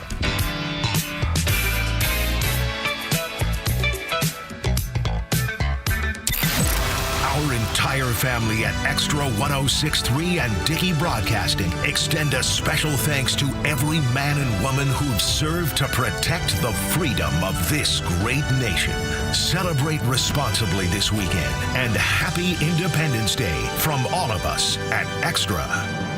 Thinking about buying a firearm for home defense or personal safety but don't know where to start? Start with True Prep. We're a family-owned store focused on education, safety, and community. Join True Prep's Firearm Fundamentals Workshop on July 13th to learn about the purchasing process, gun safety, selecting the right gun, and more. No pressure, no intimidation, just real help from real people. Our expert instructors create a relaxed, hands-on experience tailored for beginners. Visit TruePrep.com at TRUPrep.com to sign up for this workshop today. It's July 3rd, and this is your Fox Daily Snapshot. Today is National Fried Clams Day. Generally associated with New England cuisine, fried clams can be found anywhere from seaside shacks to waterfront and roadside restaurants. The first fried clams were introduced in the Massachusetts town of Essex in 1916 when Lawrence Henry Chubby Woodman and his wife Bessie fried up the first batch of clams. More than 100 years later, the family restaurant in Essex continues to serve that delicious treat. Also on this date in 1930, President Herbert Hoover signed a bill which created the Veterans Administration. Hoover would then go on to name Brigadier General Frank T. Hines as the VA's first administrator.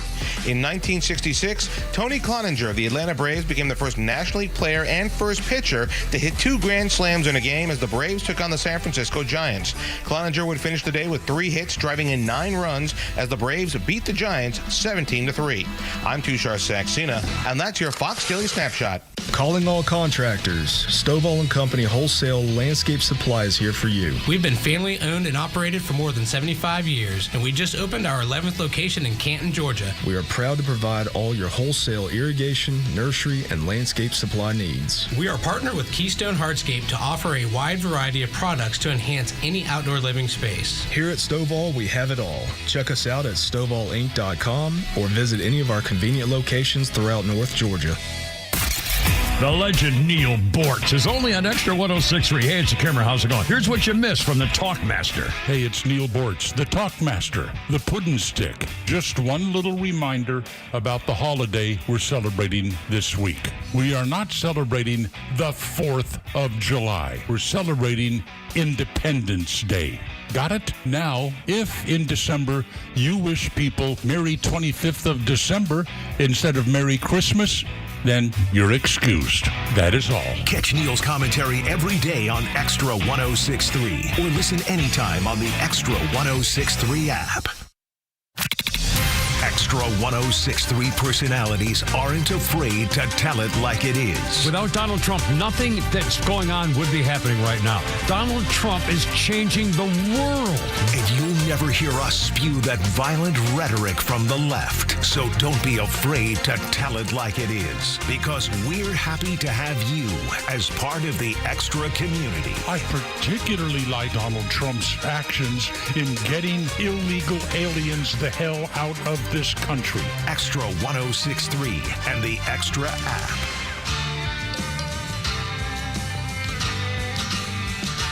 Here we go.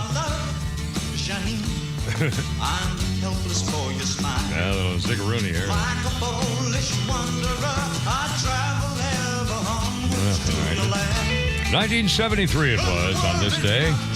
After 182 Ziggy Stardust concert performances, David Bowie announced he was about to retire from live performing.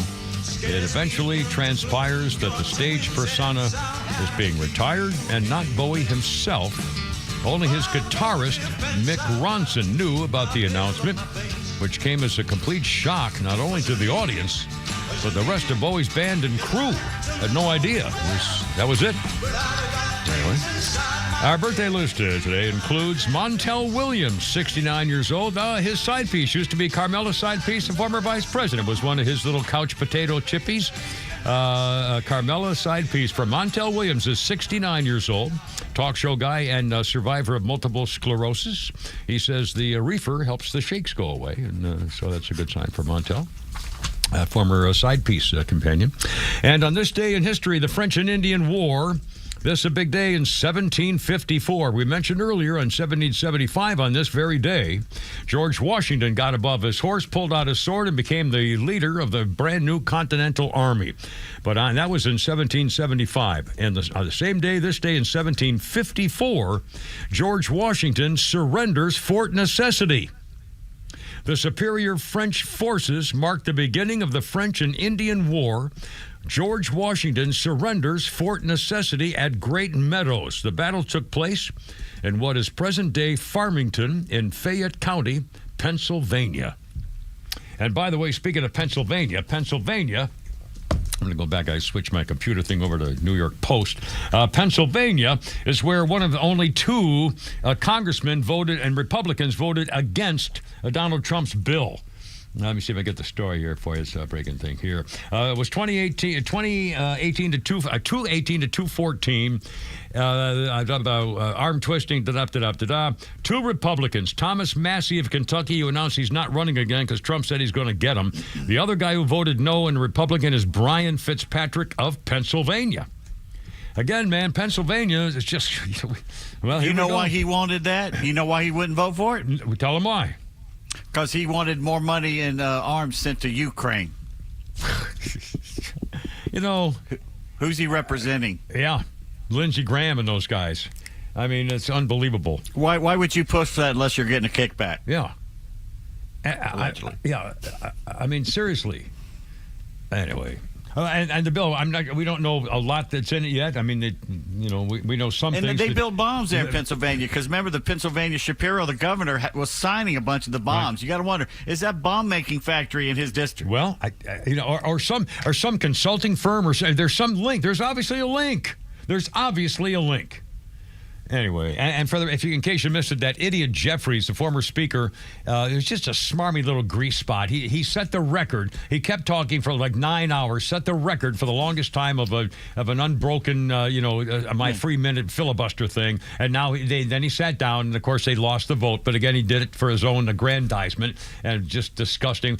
Calling people are going to die by the millions. I mean, what a filthy, rotten traitor to his country, trying to scare people. He's a hypocrite. Stuff like that. Yeah. Not too long ago, he basically equated the filibuster with slavery. Right, that's right. And he pulled off the same thing today. Well, it's like our Supreme Court Justice girl. We talked about Burke. What's her name? The stupid one who used to be, used to say... Sotomayor? Yeah, Sotomayor. Kagan. Yeah, no, Sotomayor. Again, got caught years ago. We talked about the political... It's just politics. I mean, how can you live with your... How could you... I mean, it's just despicable. They're going to keep the tax cuts. We're supposed to expire the end of the year. We'll keep the tax cuts. More border security, defense, energy exploration, discretionary spending cuts. I assume DOGE is going to be, continuing and so forth. And, I guess they got rid of funding for Planned Parenthood. Yes, they did, didn't they? Yeah. Which used to be, when I was in college, that was a great place to go for birth control, and they'd show you about how you don't catch things if you do this.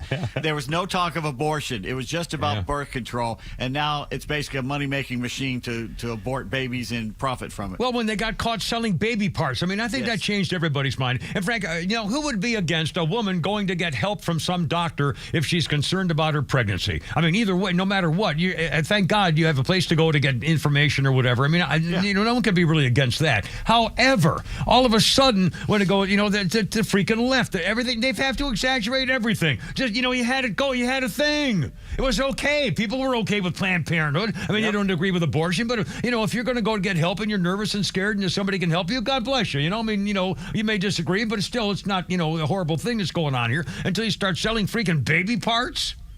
God, I mean, holy mackerel. And doing it like, it's like, Stop and Shop. Bragging. Yeah. Bragging about it. Yeah. Oh, I got some good livers coming in. Oh, 2 month. Oh, yeah. These are beauties. Oh, Lord. Anyway. Let's see. There's a lot of stuff in this bill that we don't know about. But I thought you wanted to bring up the Braves. Oh, yeah. I saw this last night. Again, I did not watch all the Braves game, but I did. And by the way, every time I watch our first baseman, who's right-handed and bats left, which is bizarre, Matt Olson. I do that. Yeah. Is that right? I did not know that. I'm right-handed and I play sports left-handed. And my brother is left-handed and plays sports right-handed. Well, now you two are confusing the hell out of me, right? You just came here for an argument. I know I didn't. Yes, you did. No, I didn't. So I'm watching part of the Braves game, and every time I watch Matt Olson, he gets a hit. I mean, it's unbelievable. Anyway, so I'm watching, and when that guy Profar came up.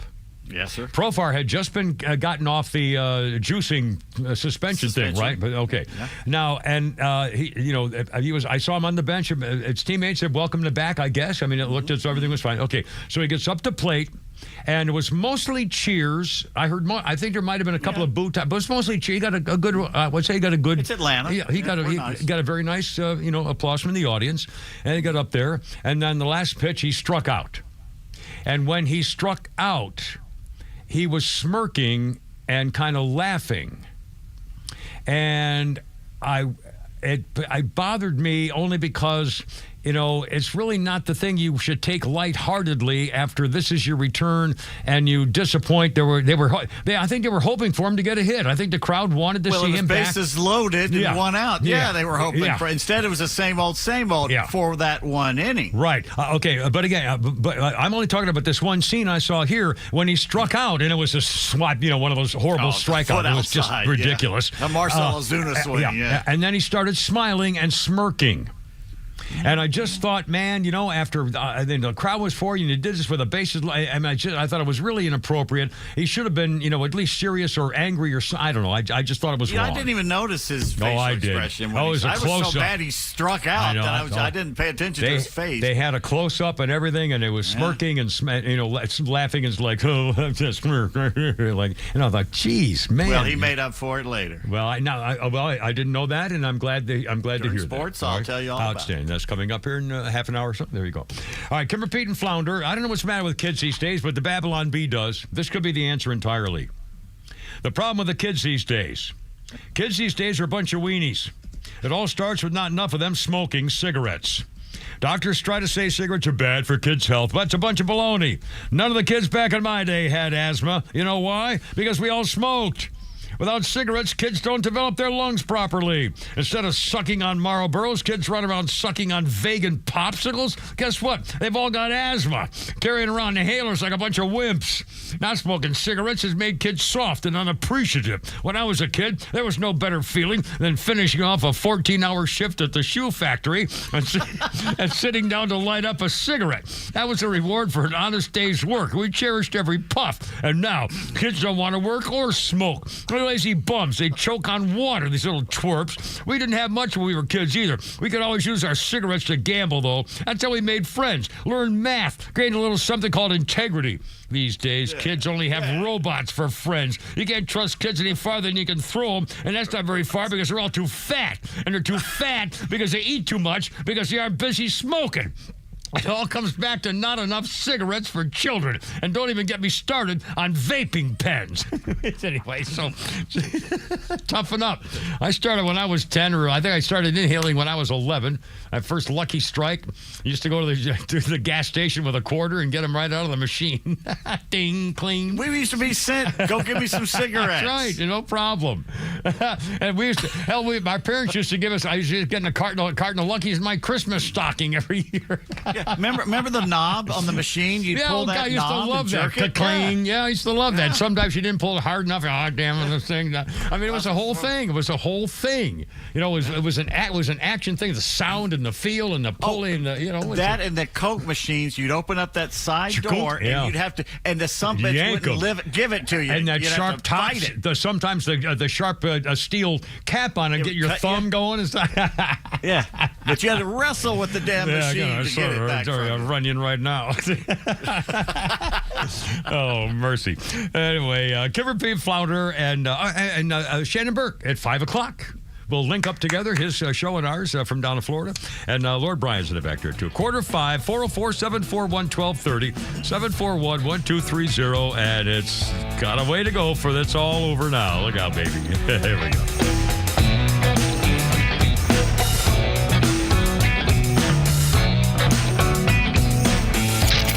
Your favorite Extra shows are streaming live video from the studio on Extra 106.3's YouTube channel. Subscribe to the Extra YouTube channel and get the Morning Extra and the Kimmer Show in live digital video. You protect your physical health by choosing your doctors carefully. Protect your financial health by choosing an attorney carefully. An accident can be very costly. You want to receive the compensation you deserve. Call Van Sant Law. My friend David Van Sant will take care of you. Trust me, very well. The number is 855-GA-INJURY. The website is vansantlaw.com. In the event of an accident, it could be the most important phone call you make.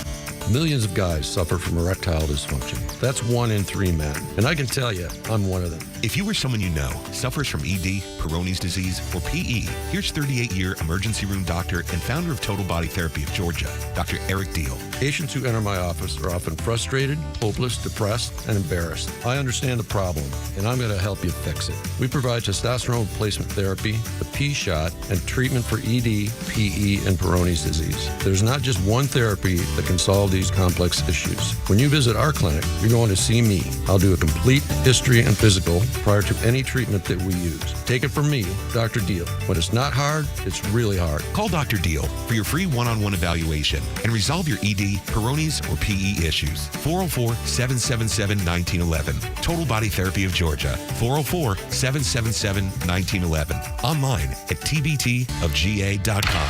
Don't miss the first MLB All-Star Week event at Truist Park as talent meets tradition in the 3rd annual HBCU Swingman Classic presented by T-Mobile and powered by the MLBPA Youth Development Foundation. Join fans, athletes, and alumni to watch Hall of Famer Ken Griffey Jr. shine a light on 50 of the best young ball players from HBCUs around the country on baseball's biggest stage, July 11th at 7 p.m. Get your tickets today at allstargame.com/swingman. Hey, this is Matt from East Cobb. We basically bought our house from our in-laws. It was my wife's childhood home. One of the issues that we've had when we first moved in was our dog and our backyard. It was extremely shaded, could never grow grass back there. We resodded it twice. So ATL Turf Co. did an amazing job with our backyard transformation. They basically created a miniature golf hole. We have a miniature fairway. We also have a miniature little putting green. Consists of about 4 holes, total about 40 yards. So you can definitely work on your short game and your putting.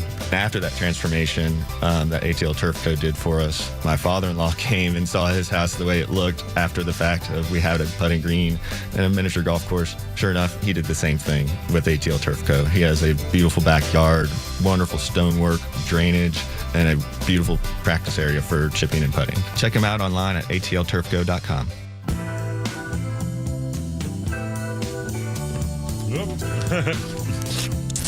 Sorry. There we go. It's only me. It's only the camera there. Whoops, Daisy, get off there. There we go. Kevin Pete Flounder and Lloyd Bryant, an actor, and the Allman Brothers. 1973, Lawrence Hammond, the inventor of the Hammond organ, passed away at the age of 73 in 1973. Many rock artists, including Procol Harum, Keith Emerson, Led Zeppelin, The Doors, the Allman Brothers Band, and the Faces featured the sound of the Hammond organ. He was also the inventor of a silent, spring-driven clock, and during the Second World War, he helped design guided missile systems. Well, he must have worked with my old man. Holy cow. Lawrence Hammond, 1973, passed away at the age of 73. I'll be damned. Our birthday list includes Betty Buckley. She's 78. Betty Buckley was the gym teacher, Ms. Collins, in Carrie, and she played Abby on 8 is Enough.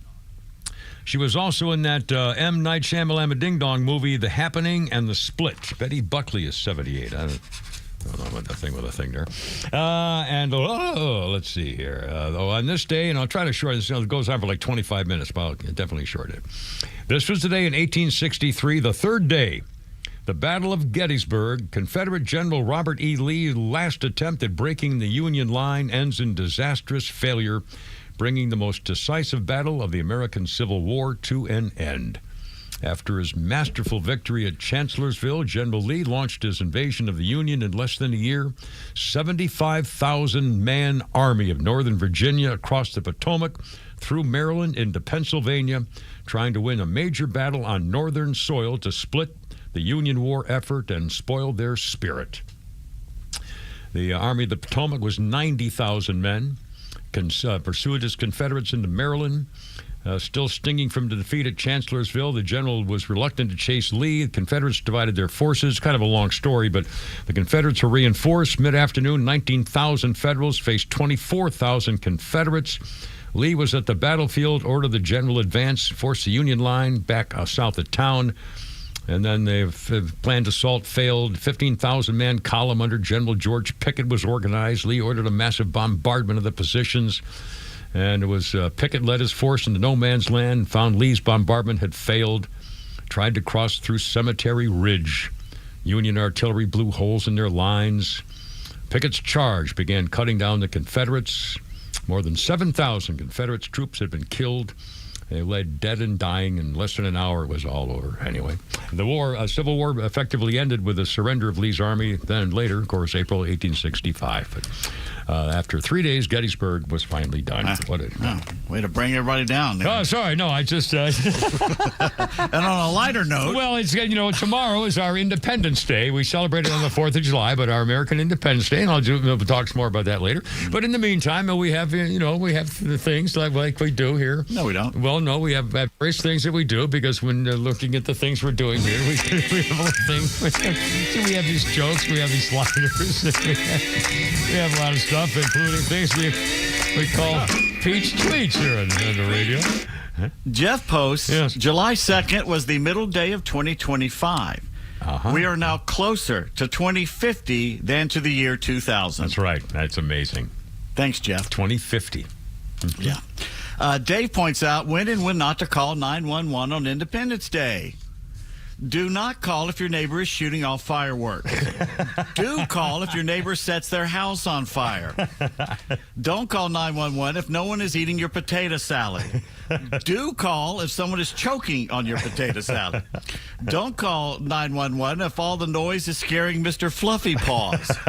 Do call if Mr. Fluffy Cars steals your car and drives off with it. And don't call 911 if your neighbor butchers the Star-Spangled Banner. But do call if your neighbor's fingers land in your yard. I remember a certain 4th of July, after you get done with your tweets, you'll reminisce with a certain person we're going to be talking to at 5 o'clock coming up here in a second. That's true. Mike, the engineer, found this nugget of joy. ICE agents ate breakfast at an Ann Arbor, Michigan restaurant. After eating, they detained 3 of the restaurant's workers. And Tim tweets, "We'll take Juan for the road." Oh, hey. Hey, but wait a second. Look at Ming Dong. Ho, hi. Germany has a real problem with foreign invaders sexually assaulting and raping German women and girls and some boys. So to fix this self-inflicted problem, the German government has produced a pamphlet, Kimmer. A pamphlet? Well, that'll fix it. Issue. That'll do it. On the pamphlet is a cartoon of a large, white, red-headed, grim-faced German woman in a swimming pool. She is sexually assaulting a much smaller, brown man by grabbing his buttocks. To make it even more egregious, the poor innocent foreigner invader has a prosthetic leg.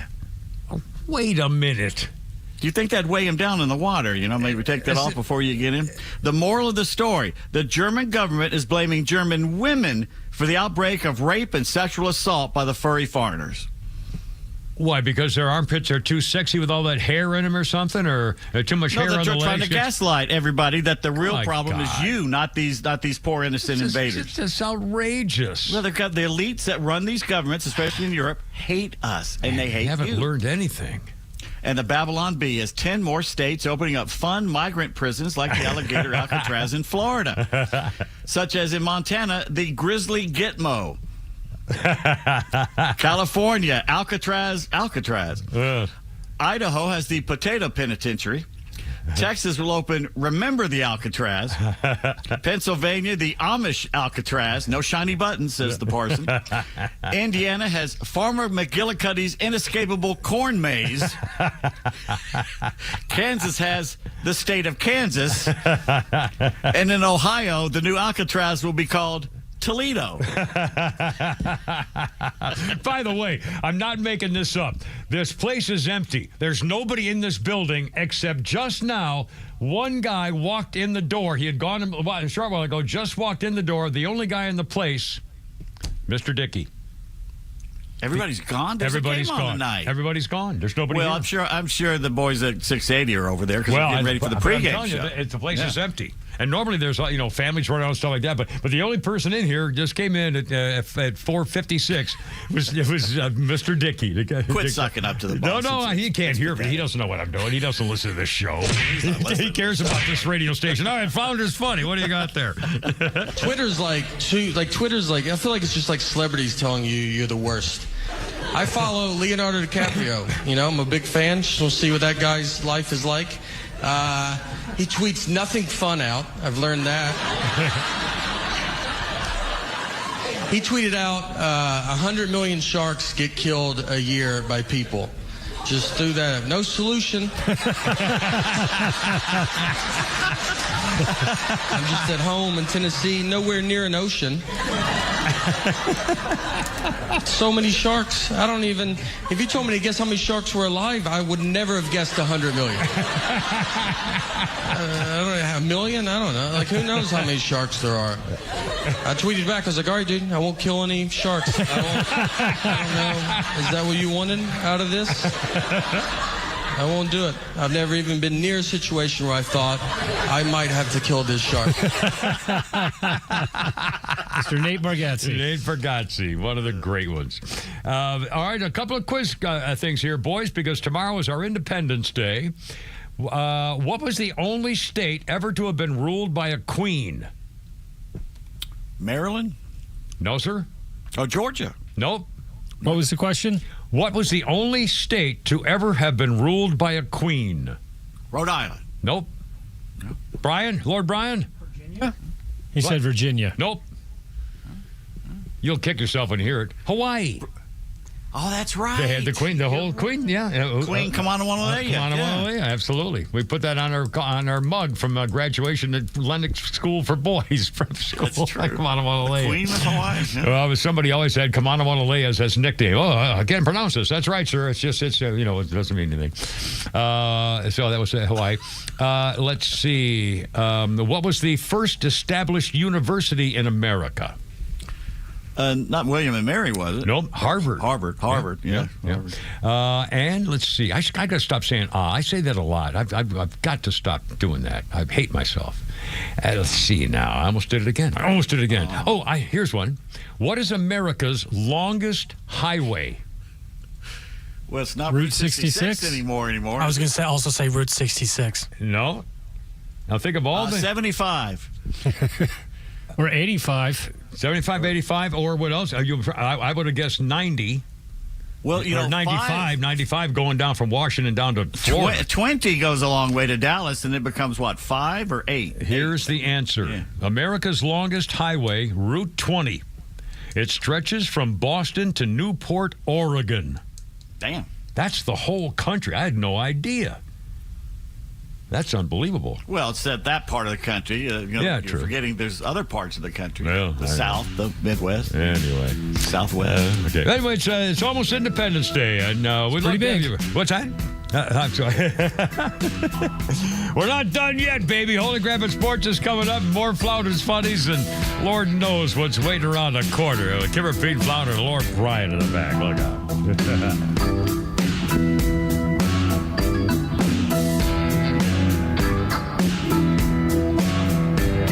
Across Georgia on the Extra 106.3 app. This is WFOM and W292EV Marietta on Dickey Broadcasting Station. Extra 106.3. This is a Fox News alert. The president gets his bill. I'm Lisa Brady. Republicans celebrating after the House gave final approval to the sweeping tax cut and spending plan they call the Big Beautiful Bill. Wages will rise. I think household income will go up. I think the job participation rate will increase dramatically. I think unemployment will be low. We're going to duplicate what we did in the first Trump administration. House Speaker Mike Johnson able to usher the package through a narrow majority after long meetings with Republican holdouts, including meetings with President Trump. Fox Business's Grady Trimble on Capitol Hill. First and foremost, the Big Beautiful Bill staves off what Republicans have warned would be the biggest tax hike in American history by preserving the tax cuts that President Trump ushered in during his first term. And then on top of that, there are two new provisions that were key to President Trump's campaign, promises that he made on the campaign trail. Those, of course, are no taxes on tips and no taxes on overtime. This bill makes taxes on tips deductible up to $2,500 $5,000, and on overtime deductible up to $12,500 for individuals and twice that for couples. Democrats say that's not good enough and that Medicaid changes will strip away health care and food assistance. House Minority Leader Hakeem Jeffries calling the bill immoral as he spoke against it for nearly 9 hours, setting a new House record. Press on for democracy. We're going to press on until victory is won. I yield back.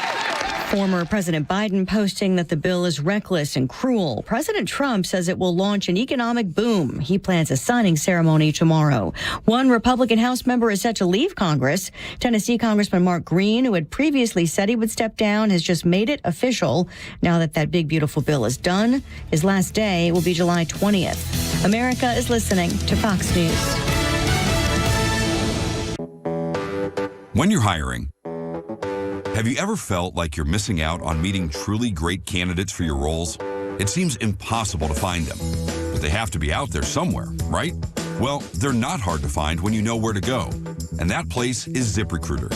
And right now, you can try ZipRecruiter for free at ZipRecruiter.com/free. ZipRecruiter helps 10 million people with their job search every day. And because these people are actively looking for jobs just like yours, it's easy to find the right person right away. In fact, 4 out of 5 employers who post on ZipRecruiter get a quality candidate within the first day. But if you're not using ZipRecruiter, you're missing out. So see what it's like when the impossible is easy. When you go to ZipRecruiter.com/free right now to try ZipRecruiter for free. Once again, that's ZipRecruiter.com/free.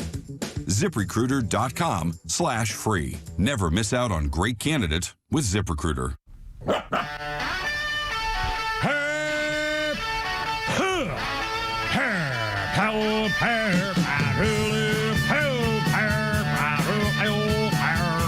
Let's get it together, ladies.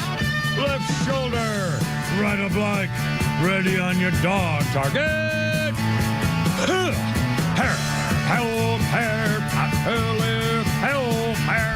Road guards out.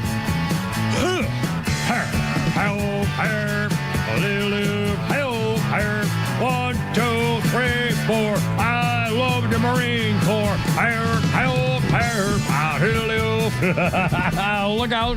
It's time to boogie time down to Florida with Man Country Radio and Shannon Burke. Hey, Shannon, how's it going, man? What's up? How you doing, buddy? You know, we're on the right side of the freaking grass. Good to see you back on board again. We got all the technical stuff going. I don't know. Man. We got a whole spaghetti table full of wires here. We did something right, and it seems to be working. I still don't even believe that radio works. You know, seriously, I'm talking to this little piece of metal, and you can hear me anywhere in the world. I mean, it's stupid. Anyway, what's going on, man? How are you? Welcome back aboard here. Good to be with you. That's good. What's that? Oh, take you out. Hold on. There you go. Sorry. We're just communicating here. We're having a great day here. We're looking forward to Independence Day. Everybody's happy. Did you guys hear the horrible story about the German women that are assaulting poor crippled Arab kids? We just talked. Terrible. Pete Davis just mentioned now that and I'm thinking, wait a minute, what the hell is it? The pamphlet showing some big red-headed German woman who was assaulting a one-legged Filipino or something? I mean, what the hell? Forming pyramids and frightening children in the pool. Oh, terrible! These German women are just horny. It's just awful what they're doing to these children. I mean, is this a serious thing? I mean, how could anybody? The women, I don't understand how they're not. It's a funny gaslight thing. I guess. Okay, how many of you guys, by a yay or a nay, believe that Joe Biden's phone is ringing off the hook with world leaders wanting to his advice? I mean, it's amazing. Isn't it really amazing? It is. Well, nobody believes that. Nobody. Yeah. No. With all the books that have come out and all the nonsense, he. I did hear he talked to Gorbachev on Sunday, though. Oh, Biden did? I did. Yeah. Gorbachev's been dead for some time now. I got Queen Elizabeth last Sunday. Oh, man. Unbelievable. Well, the big, beautiful bill is passed. Everybody happy about that? Everything good? Well, I don't think it affects me in any way particular other than the tax break. It affects pretty much everybody. But, I'm in a demographic that, is long gone. So, when you get to be where I am, there's nothing in here that makes any difference to me. But obviously, if I were raising a family and still, had kids in the house and stuff like that, I think this would be a pretty serious thing. And again, I don't know. They made an awful lot of cuts and deals, and I don't know about them yet. In fact, I mentioned the other day, Shannon, that was going home listening to Jesse, our night guy on Fox, and he mentioned that when the House bill came over to the Senate, they had cut 60% of the Green New Deal, the scam, the Green New Biden scam with the electric, all that crap. The House had cut 60% of the Green New scam. By the time it left the Senate, they had only cut 30%.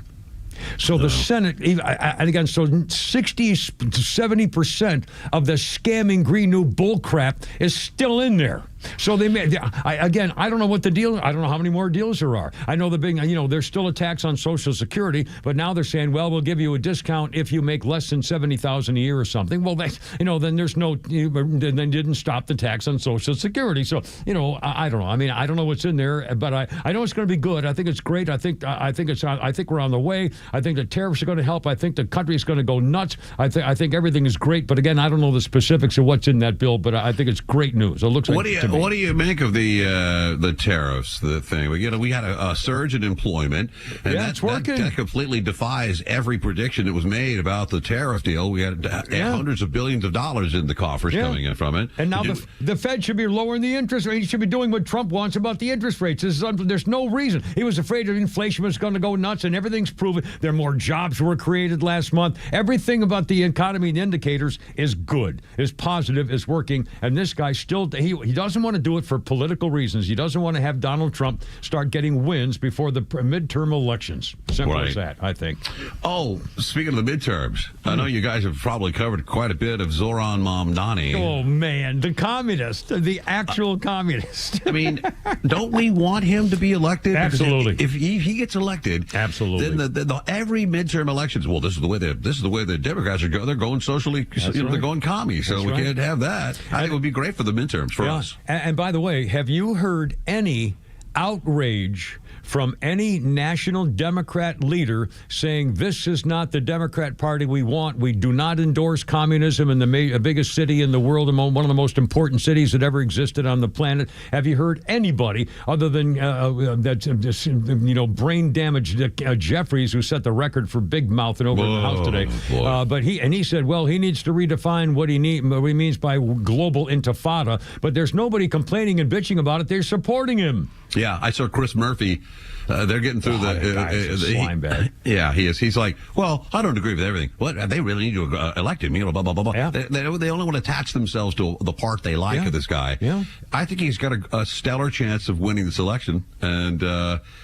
Yeah, it's going to tell us a lot about who the Democratic Party is today. Bye New York City. Yeah. Right. I mean, I hate to say that, but would you like to be a billionaire or a millionaire investor or money man in New York City if he becomes mayor? Their only hope, I think, is that many of the things he wants to do, he can't just do. I mean, it's going to take somebody voting for it statewide or citywide by the council or whatever. But still, I mean, this guy literally believes that there should be state-run grocery stores. So at some point, I guess your neighborhood's going to be assigned where you can go shop for certain amounts of groceries depending on the day of the week or what. Oh my God, they can't. If they can't run the license bureau the driver's licenses very well, how are they going to do with all your food? And again, the things he wants to do are clearly communist. He's against investments. He's against free enterprise. He says there should be no billionaires. Yeah, there'd be a cap on what you can earn. I don't know how do you win votes in America when you say I don't believe we should have billionaires anymore? I mean, this is the land of opportunity here, and how does you even accomplish that? Do you put a limit on it? 900,000, 900 million? Well, and the other thing is, where has his idea ever worked? Never. Anywhere. Where has any of this put together ever been a plan that was successful? How come nobody's saying, well, gee, give me an example of where this works? Give me an example of run grocery stores in a city, a major city in the world where, it's handed out and things are labeled certain ways. Tell me where anywhere in the world that the things you propose are working. Free bus thing, free child care, free education at universities. I mean, okay, where, and how is that working anywhere in the world? The only way that it works works, Kimmer, is promising it. Promising these things work with a certain amount of voters in this country. You just say you're going to give them free stuff, say you're going to forgive some debt they've been carrying around forever because of their college, and you'll win the vote. Yeah. And then it's all down to whether or not you can, you can deliver. So. And apparently, I saw some statistic or heard something that of the registered voters in New York City, more than half who showed up are youngsters. Like 18 to 24. Yeah, and they love hearing this, we're going to take care of everything, and we're going to save you from having to live in mommy's basement or something. And so, that's what put them over the top. So, I mean, they're asking for, I can't believe they're going to elect this guy. I think it would be great for the country to learn a freaking lesson. Yes, I do too. I think it would be great so we can witness it. So everyone else that thinks socialism is great, they can witness it and watch it crash in front of their eyes. Let's see it. Yeah. You see a lot of ICE action up in Atlanta? No. Yes. I've seen twice on Holcomb Bridge. There's one at the Kroger, and then there was one at the BP. Wow. Oh, no kidding. Yes. And they're there to pick someone up? Yes. I mean, wow. Tell them what you see. I mean, the vans or handcuffs. Well, there's a Instagram account, Georgia Follower, and it showed the arrest, and it showed the ICE agents there doing their job. Wow. Yeah. That's awesome. Good. That's what I voted for. Yeah, me too. Yeah. That's what I voted for. Apparently, the LAPD is getting a lot of 911 calls from people that claim they're witnessing a kidnapping because some masked armed men picked Jose up from the restaurant. They're putting in a truck. This is so bad. I mean, they're trying to scare people. They're trying to scare families, and I mean, it's here we go. They'll do anything they can to make Donald Trump's life miserable, and they're trying to make us feel bad. I don't feel bad. No, I don't feel bad either. Look, that slaughterhouse in Omaha, they took 80 illegals out of and arrested. The next day, their waiting room was full of people filling out applications. That's right. I mean, look, we just had a job surge in June. Yeah. So I don't know about that. Well, and then we had the judge yesterday who ruled that Donald Trump is not allowed to stop anybody from coming into this country anywhere in the world and claiming asylum, and then you can't get rid of them once they're here. He literally ruled that Trump cannot stop anybody in the world from coming to America and claiming asylum. But he said that everyone else in the world that's not an American citizen is now a protected group. That's right. If you want to claim asylum, you can claim asylum, and then when you do and you're here, then he can't get rid of you. That's just crazy. There was two things: you can come in if you want, and then you can't leave. We can't kick you out. My God. It's. I think the guy might literally have a screw loose. Well, I think he may have dementia. Well, and once again, it's going to have to go to the Supreme Court all over again. I mean, it's just horrible. What a time this is. People in their 20s have no idea what you're living through. And again, I can't believe. Hold on a minute. We're going. Donald Trump is at Joint Base Andrews. Can we go live for a second, Shannon? Sure. Do you mind? Let's go live. Here's Donald Trump talking about he made a deal with Vietnam. They're talking. A couple of other deals, but my inclination is to send a letter out and saying what tariff they're going to be paying. It's just much easier. We have. It's kind of hard to hear.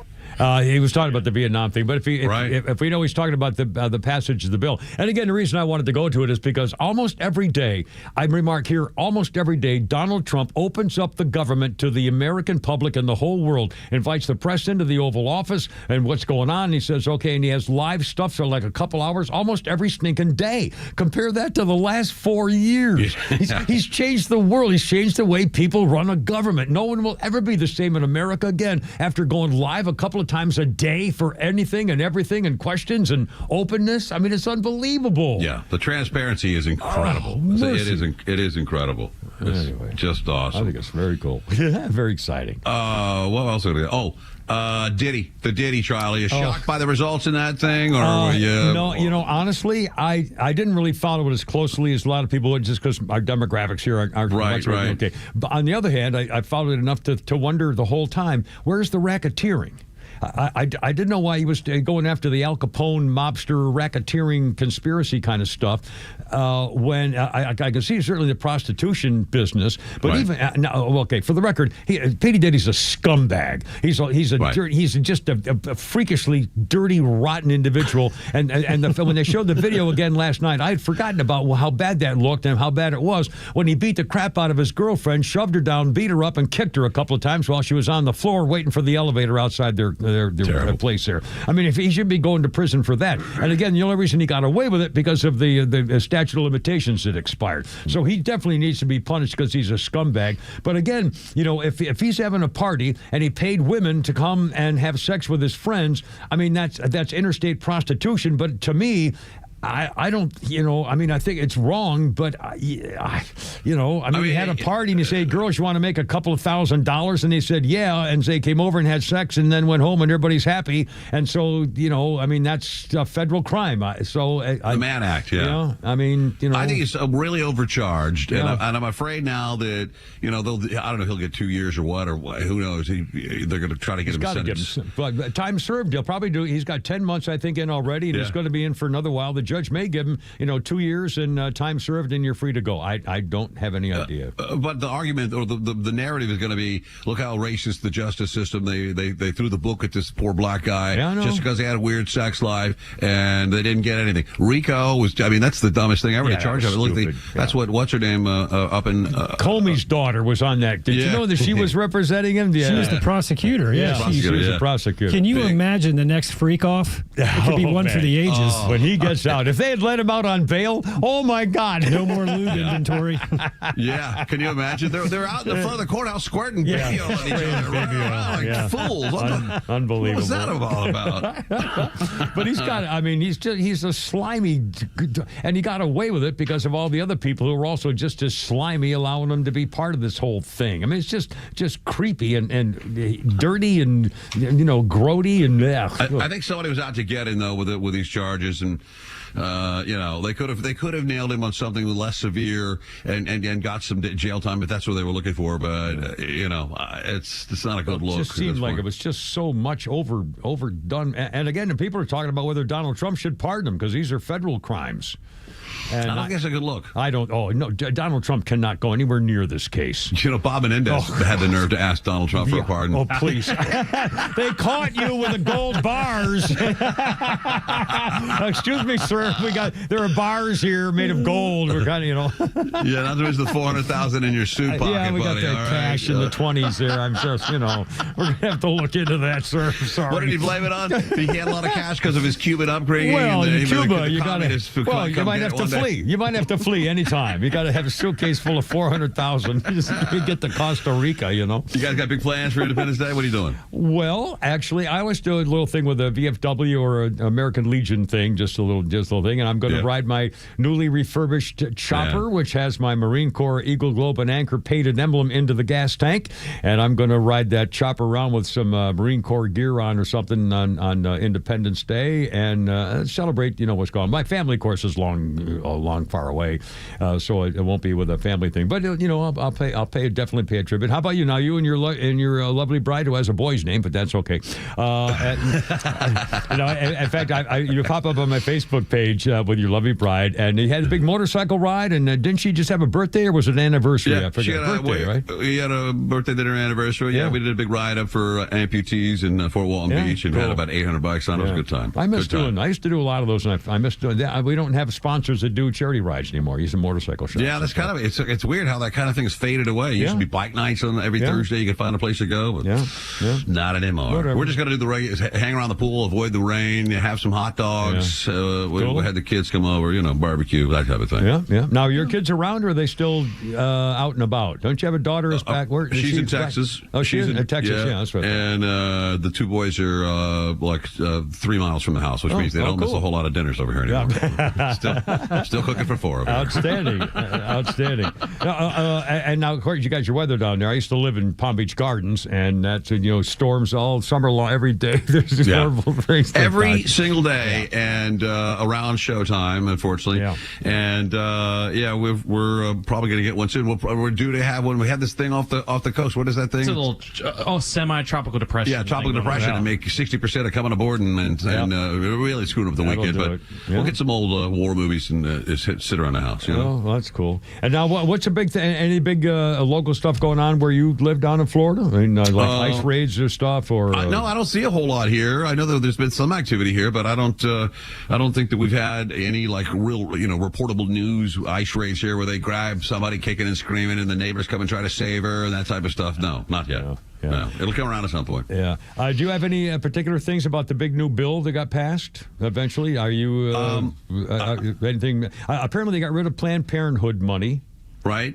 That's a good thing. I think that the OBP reports on these things. They score a bill. They have a horrible record of scoring a bill, and they scored this bill for 10 years with estimating no growth in the GDP at all. I mean, being flat for the next 10 years, which obviously is not going to happen. That's not true. And they scored it without the tariff income. So look, there are a lot of economists that are scratching their heads right now, wondering how Trump did these tariff deals, and now we're getting $188 billion or whatever every couple of months or so into the coffers from it, and it didn't, and nobody lost their job, and no industry went under, and people aren't crying, they're unable to feed their babies in the street anymore. I mean, they don't know, either they were lying to us before, or they don't know their ass from a hole to ground.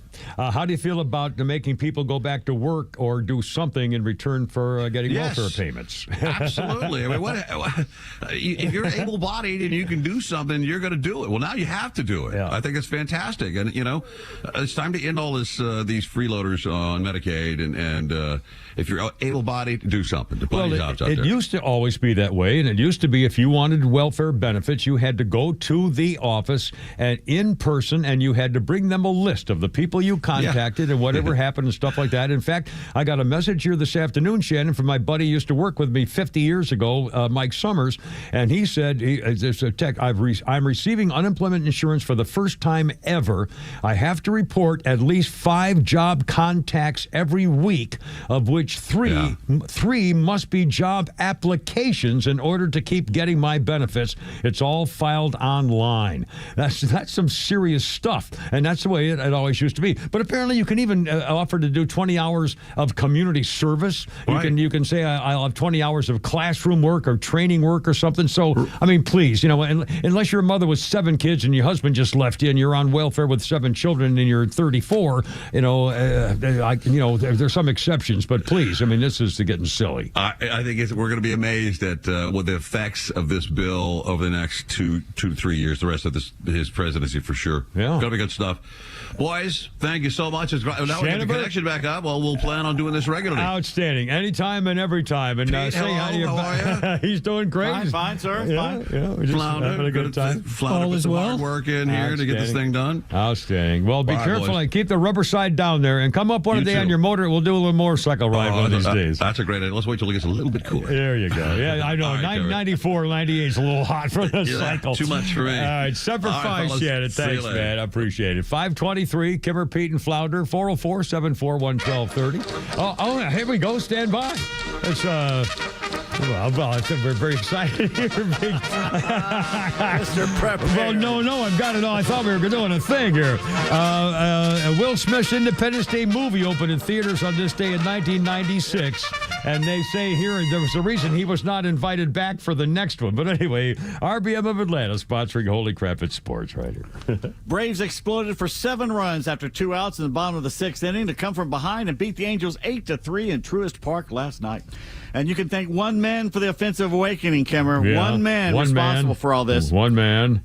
Paul Bird. Yeah, really? Yes. That Paul Bird, former Braves pitcher, now the roaming reporter at the ballpark. Yeah. Paul said at the start of that inning that he was starting the rally by eating some hot chicken. Well, Paul, you better start eating that hot chicken tonight as well. That's all I got to say. I watch him go, and by the way, those guys on TV, wolfing down those snacks and stuff like that, and I watch Paul, absolutely. I love his insights, too. It's really cool that he's wandering around. Paul does a good job. Wiley does a good job. Yep. I agree. It started on the wrong foot, though. Jurickson Profar, making his first appearance in the Braves uniform in Truist Park, came up in the first inning with bases loaded and just 1 out. Oh. He struck out on 4 pitches, flailing away on a ball outside the strike zone. And we're all thinking, here we go again. This after 20-year-old Didier Fuentes gave up 2 runs in the top of the first. Oh. But Profar began the comeback with a single with 2 outs in the bottom of the 6th. Later on, Sean Murphy would slam a go-ahead 3-run homer. Right-hander fires. First pitch swinging and a drive to left center field. Pretty deep. Ward going back. That ball is gone. Oh. He did it again. Yeah, first pitch again, like the Grand Slam the other night. First pitch, bam, he hits it out there. Yeah. That's Joe Simpson on 680 The Fan right there. Yes, sir. Then Matt Olson would follow with a Grand Slammy. And the pitch. Swung on, high drive, deep right field. Go ball, headed for the chop house. Gone! A bouncer off the bricks and into the chop house. How about another Grand Slam home run for the Braves? All right, I'm sorry. I love Ben Ingram, but from now on, when the Braves are batting, Joe Simpson is going to be calling the action here as long as they keep hitting homers. Profar also added a solo homer in his first game here. To the Profar, and he lifts one to deep right to the pole. Home run! Barely fair, right inside the pole, and it's Profar's first homer at Truist Park. Ben Ingram, okay, I guess Ben can come back because he got a homer himself. He's a good one. Aaron Bummer, the winning relief of Fuentes, who settled down, went 3 2/3 innings, 4 hits, 2 runs. Ryan Jefferson took the loss in relief of Yusei Kikuchi. Say it. Yusei Kikuchi. I saw that guy. He looked pretty good up there for a while. Good. Tonight, the rubber game. The 5-5 Jose Soriano, a righty for the Halos, against the 2-5 Bryce Elder. Sean Murphy catching again tonight. Congrats, fans. You've elected Ronald Acuna Jr. into the NL starting lineup for the July 15th All-Star game here in Atlanta. He'll also take part in the Home Run Derby. It's Ronald's 5th All-Star selection, tying him with 2 players in the Braves' history of 5 selections. Who are they? Well, obviously Chipper Jones. Nope. Oh, my God. Chipper didn't make 5 All-Stars? He started in 5 All-Star, but he was replacement for another player in one of those. So we're talking guys who were put in there, selected. Oh, my. Well, right off the bat. Dale Murphy. Yep, Dale Murphy. Freddie Freeman. Eddie Matthews. By the way, Freddie Freeman's playing first at the All-Star game. Yeah, starting. That'll be nice. Hank Aaron was the other guy. I was going to say Hank Aaron, yeah. I'd have heard of him. Cool. Oh, I do. Yeah. Braves back in 3rd place in the East, tied with the Marlins, 9 games behind the 2nd-place Mets. The Angels tied for 3rd in the AL West, 9.5 games behind the Astros. Meanwhile, the anti-Atlanta geniuses at the MLB Network have come up with a brilliant idea. Oh, okay. The Braves should not only trade Ronald Acuna Jr., oh boy, but they should package him with Chris Sale and just start all over again. This idea, which only Wile E. Coyote could love, comes from sports writer Joel Sherman, host Brian Kenny, and former player Carlos Pena Jr. Now, Sherman writes for the New York Post. Wouldn't his job be easier if Acuna played for a New York team? And Kenny is a native New Yorker. Funny how this brilliant idea of the Braves trading Acuna and Sale would benefit New York teams. I'll be darned. What?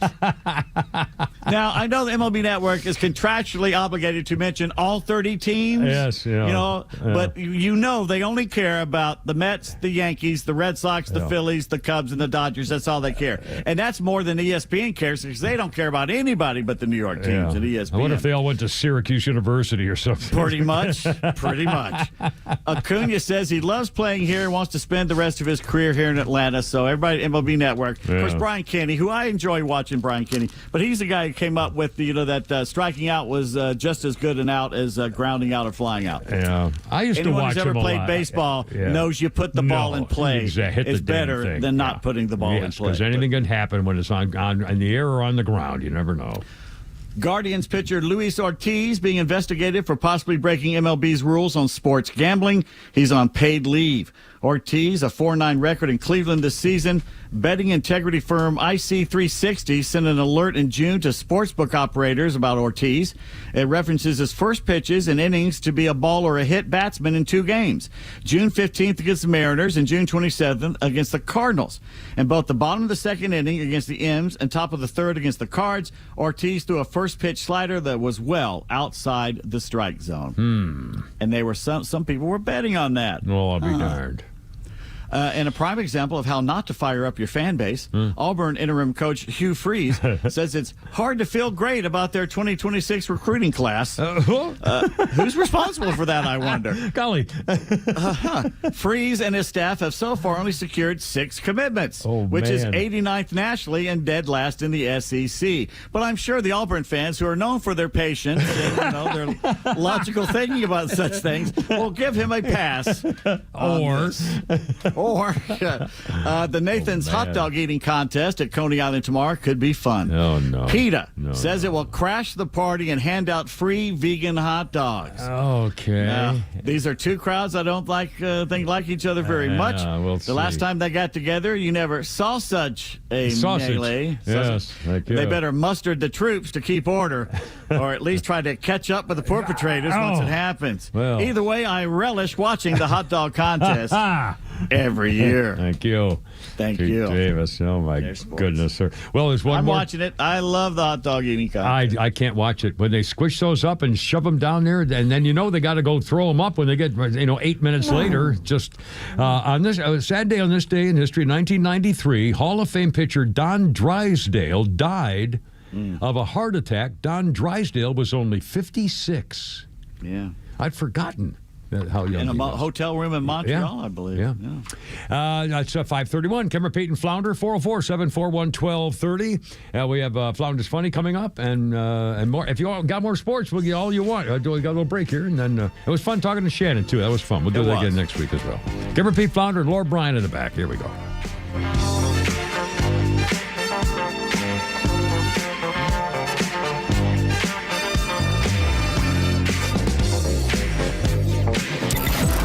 Our entire family at Extra 106.3 and Dickey Broadcasting extend a special thanks to every man and woman who've served to protect the freedom of this great nation. Celebrate responsibly this weekend, and happy Independence Day from all of us at Extra. Hot and steamy and chance of showers and planting season, that's for sure. Don't forget, if you're putting in a lawn or fixing a lawn or a patio and you need Stovall and Company, wholesale landscaping supplies, and I mean, they've got it all. Plants and trees and flowers and sod and grass and sprinkler systems and, irrigation things. And they can tell you how to do it, fix it all up for you. And by the way, as a family business, Paul and the boys, 75 years doing this stuff. 11 locations, lays one up in Canton. If you need it right now, it's probably already on the way. And they'll tell you where to go. If they don't have it, they'll tell you where to get it, even if it means losing the sale. You love these folks. StovallInc.com. A golf instructor who knows technique can improve an aspiring pro's swing. But one who really cares can help transform a career. There he is, your new champion.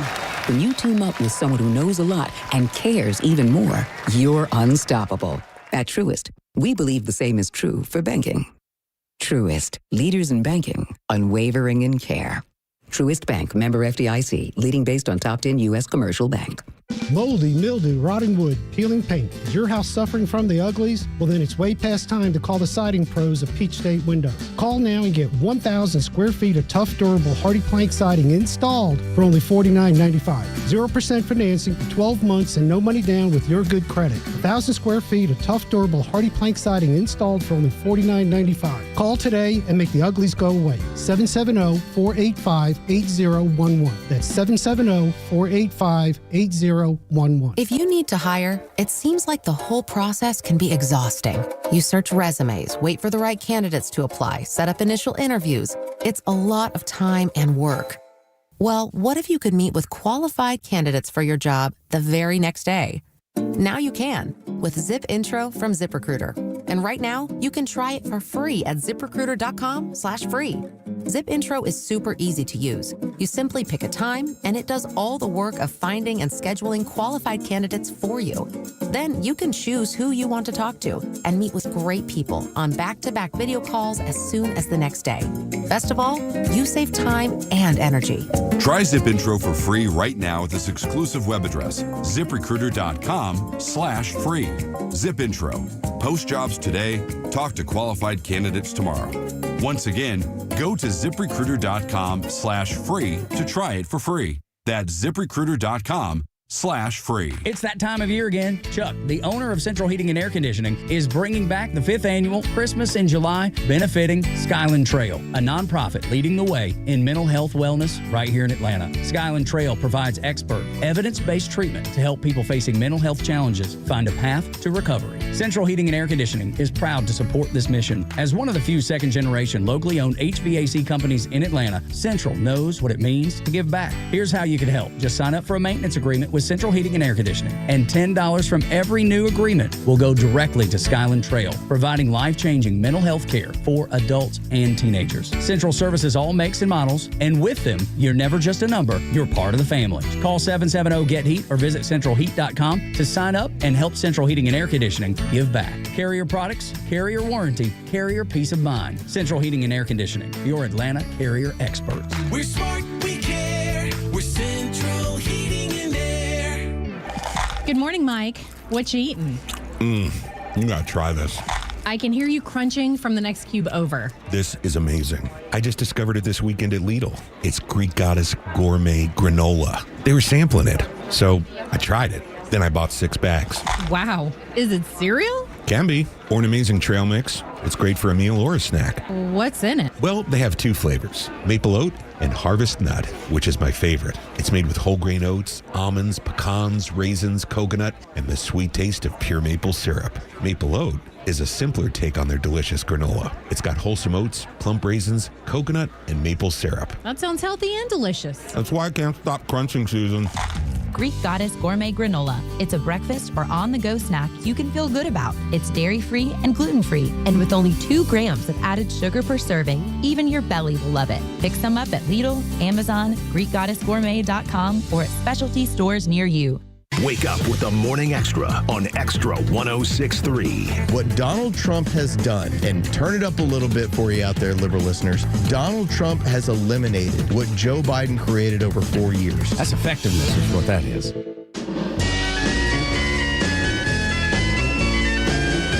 Your favorite. It's the Doors.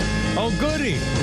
know that it would be untrue. No, they're fine. They just, You know that I would be alone. don't have a large musical range, but If I was to say to you, same note over and over. It's good. girl, we couldn't get much higher. Couldn't get much higher. We got higher. Come on, baby, light my fire. There we go. The Doors. Come on, baby, light my fire. Well, now we got a little more on this. Flounders, our musical director, had his comments here. 1971, songwriter, singer, poet Jim Morrison of The Doors found dead in a bathtub in Paris. The cause of death given as a heart attack. He co-wrote some of the biggest hits, Light My Fire, Love Me 2 Times, Love Her Madly. On the 25th anniversary of his death, about 15,000 fans gathered at Père Lachaise Cemetery to pay their respects. And coming up the next break, we're going to do another song about another thing kind of related to this. But first, a little more on The Doors and Jim Morrison. He created a template that charismatic frontmen are emulating 50 years later, it says here. He was good-looking, clad in skin-tight black leather pants. A lizard king mesmerized a generation with stage presence, lyrics about funeral pyres and mystic heated wine. The trippy mix of Nitschke, Blake, and Huxley that the young Dionysius peddled was usually filtered through heavy doses of bourbon and mescaline or other combinations of alcohol and drugs. The details of his death are fuzzy, but he was known for certain found dead in the bathtub in Paris with the apartment he shared with longtime girlfriend Pamela Corson. No evidence of foul play. Corson told the French police that he had not been using drugs. There was no autopsy conducted, and heart failure cited as the cause. Since his death, his prominent biographers, Jerry Hopkins and Danny Sugarman, assert that Morrison suffered an accidental heroin overdose, basing their claim on Corson's allegation that he was, in fact, using drugs right before her own death by her own overdose in 1974. Either way. Not many rock songwriters could put No Time to Wallow in the Mire and rhyme that with Our Love Become a Funeral Pyre. Pyre. First of all, pyre and mire, who would ever think of those? I mean, it really was a get away with words situation. 539, can repeat and flounder. Our birthday list includes Julian Assange, 54, either the WikiLeaks rebel or a traitor. Yeah. It kind of goes either way. And again, he didn't steal the information. He printed it. He allowed it to be out there. In a sense, he's both. I don't know. It's a hard question. It is a hard question. It's kind of like the Pentagon Papers. The guy who printed it, when the New York Times or the Washington Post wants to print something, that's one thing. Stealing it is the whole other thing about that. So, but again, it's an issue. I mean, it's a thing. and you have to come to grips with how you feel about it, whether you're willing to have secrets revealed that are uncomfortable or horrible or disastrous for that matter, but you have the right for the American people to know situations. We should know, but did some of it get some people killed? Is another question. Then you get the whole. If you're doing state secrets, when informants are being murdered because you reveal the information, that's a whole other story. Anyway, a couple things I didn't mention earlier that Michael Madsen passed away. We heard it on the news earlier. 67 years old, famous for Reservoir Dogs, but also for Kill Bill, the second Kill Bill. He played that seedy guy who lived in a trailer, and I guess they could call him Old Snake Eyes. Yes, Michael Madsen. Kill Bill 2 would be called Old Snake Eyes. If you saw the movie, you know what I'm talking about. Quentin Tarantino loved him. Reservoir Dogs and Kill Bill 2, Hateful Eight, Once Upon a Time in Hollywood. Dead from cardiac arrest, found in Malibu this morning. He was working doing independent stuff. Anyway, he was given a clean bill of health a week ago. Oh, well, really? Yeah. That's not a good sign. That makes me feel good about my Tuesday appointment. Yes, me too. I just went to the. I just got my medicine changed. I went my losartan and went down to 50 milligrams instead of 100. So we'll see whether that's working. Oh Lordy. Anyway, I don't know anything anymore. Honest to goodness, I just don't know anything anymore. Don't think they do either. No, I don't think they do either. Kimmer Beanflounder, 404-741-1230, 741-1230. Oh, also, another actor that you may know, I guarantee you know him if you saw the face. 87-year-old Kenneth Colley was a Star Wars actor, Empire Strikes Back, Return of the Jedi. He was Admiral Piet, an Imperial officer command of Darth Vader's flagship. He hurt his arm in a fall, was taken to the hospital, and he caught COVID, got pneumonia, and died. Damn. Kenneth Colley. Again, you saw the character Pete. You saw his face, you would know. He was Jesus in Monty Python's Life of Brian. He was in Ken Russell films, Duke of Vienna, and you would know that one. He was not going to be in Return of the Jedi, but George Lucas liked him and got a lot of fan mail about him. So he was in Clint Eastwood's Firefox and the Second World War series, War and Remembrance. Clint Eastwood's Firefox. That's a story I'd love to see a remake on that. Yeah, it was a good movie, though. That was a really, and a good movie. Yeah. And he was one of the guys. If you saw his face, you know who it was. Kenneth Colley, 87 years old. No one would believe that the Russians have a more advanced airship than we do, though. I know. But I'd love to see the remake, though. I mean, the it really Chinese. was. Yeah. I mean, and these days, an AI, anyway, I can't even. I can't freaking imagine. Oh, another thing, Pete Davis saw this, and I didn't really think much of this, but it's worth passing along in case you like blueberries. It turns out I like blueberries. Do you? I used to love blueberries. Who doesn't like blueberries? I used to pick them when I was a little boy because I was back when baby boomers were the ones where neighborhoods were just being founded. So it was construction of houses everywhere, and they were taking woods would leave in fields and stuff, and there were still a lot of open fields and wooded woods in the area. And my mother would have us go out and we would pick raspberries, blueberries, and blackberries by the bucketful. I have blackberries. I go out every afternoon to pick them and bring it in and eat them. I love blackberries. But, I have so little food left in the house. I got to go to the grocery store. That dinner last night was blueberry pecan pancakes. Oh, boy. Well, no more. There's no food. Well, there you are. Well, and now the FDA says there's a problem, so they have issued an urgent recall for blueberries. Severe risk level is high for listeria, which can mess you up. Severe foodborne illness. Feel like you have the flu, fever, muscle aches, nausea, heartache, headaches, and if you are elderly and have any diseases, it'll kill you. Women can face a miscarriage, stillbirth, life-threatening complications for newborns. 90% of the people with listeriosis, the infection caused by listeria, require hospitalization. 30% of the people who get listeriosis disease die. The good news is it may be contained to a certain area because here's what happened. There were 400 boxes of blueberries, and this was 400 boxes of blueberries shipped to a single customer in North Carolina. Yeah. The boxes, each one weighed 30 pounds. It's unclear whether the recipient was a distributor or a store or a business or just some guy who loves blueberries. But he got 400 boxes of 30 pounds. Where'd That's they 1,200. go? Yeah, where'd they go? Because that's not too far from me, North Carolina. Right. I'd like to know. Well, now the other thing is the recall was initiated by a company called Alma Pack International, which is a produce packing facility in Georgia. Oh, boy. And they sent the blueberries to North Carolina to one address, 400 boxes of them. So I don't know. I don't know. They what could to be tell you. anywhere. They could be anywhere. Depending, yeah. Anyway, Kimmer Pete Flounder, how's it going? The big bill passed, and here we go. And by the way, Joe Biden, honestly, is now pretending that world leaders are calling him for advice. Oh, God. That is advice for what? I know. He doesn't even know how to pick up the phone. Well, how to sleep on the beach. I'm pretty sure that's, He just burned his face by answering the iron. Yeah. and then he burned the other side because they called back. Anyway. 546, Kimmer Pete and Flounder. Look out.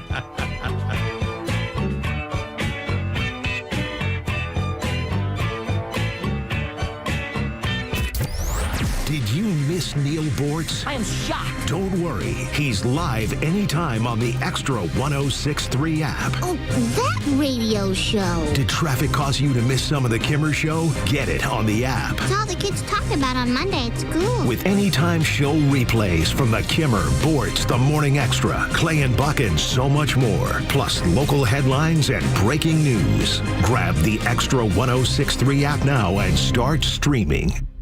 Independence Day holiday, keeping your stuff safe, taking care of the Constitution, just like Jeff and Mark and the family, the whole gang at Atlanta Safe House.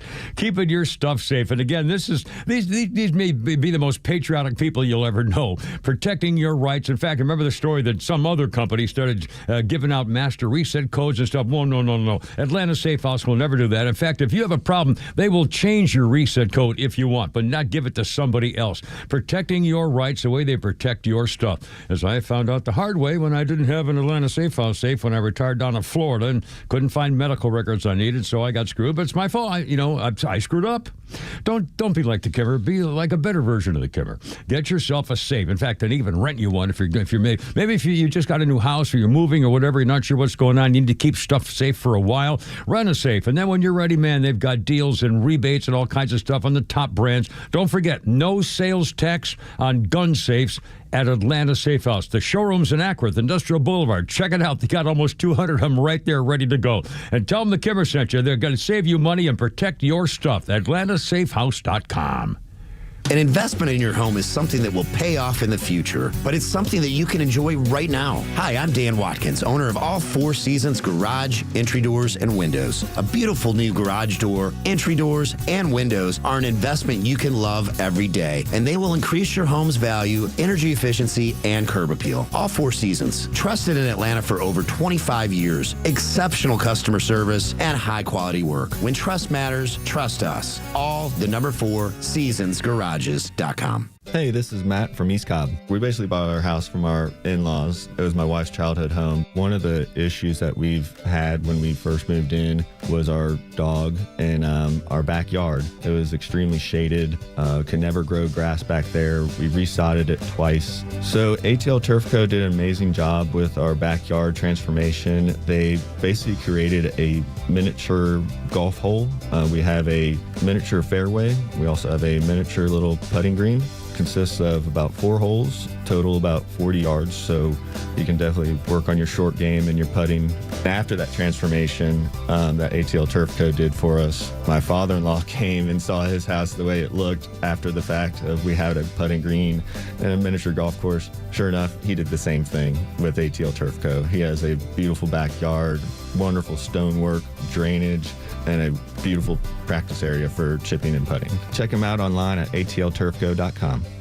Military veterans are eager to transfer their skills and experiences to civilian life, but lack trusted connections to expedite their path to success. That is, until they meet the Warrior Alliance. The Warrior Alliance goes the extra mile to reach veterans in their communities so they do not have to take this journey alone. With over 40 partners across 10 service areas, your donation goes a long way toward achieving maximum impact for a veteran and their family. Go to thewarrioralliance.org to donate today and commit to helping the Warrior Alliance change thousands of lives for the better. We're entering some very uncertain times with everything that is happening overseas. We need to be on alert at home as well. You should have a Byrna on you at all times, especially one that is small enough to conceal wherever you go. Meet the new compact launcher. It's touted as the world's smallest, less lethal pistol launcher. The same size as a smartphone, but it has all the firepower that you need to stop an attacker in their tracks without dealing with a mental or financial repercussion of using a real firearm. These are equipped with tear gas and kinetic ammunition. It's designed to stop somebody right in their tracks and incapacitate them for up to 40 minutes. The compact launcher is perfect for women who want protection but don't want to really carry a firearm. And if you're traveling this summer, Byrna is legal in all 50 states. It requires no background checks and can be shipped directly to your door. Byrna is proudly American with every unit that is hand-assembled in Fort Wayne, Indiana. So visit Byrna.com today and find the right launcher for your family. That's Byrna.com.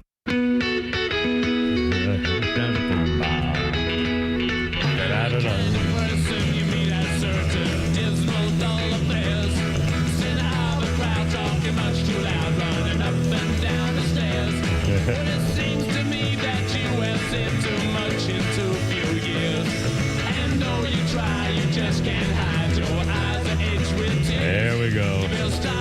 The Stones. Look around, baby. We mentioned the last break, 1971, Jim Morrison died, found in the bathtub. Called it a heart attack, but it may have well been a heroin overdose. That was 1971. It was the same day 2 years earlier. Rock Stones guitarist Brian Jones found dead of an apparent accidental drowning on this day in 1969. Accident. What's that?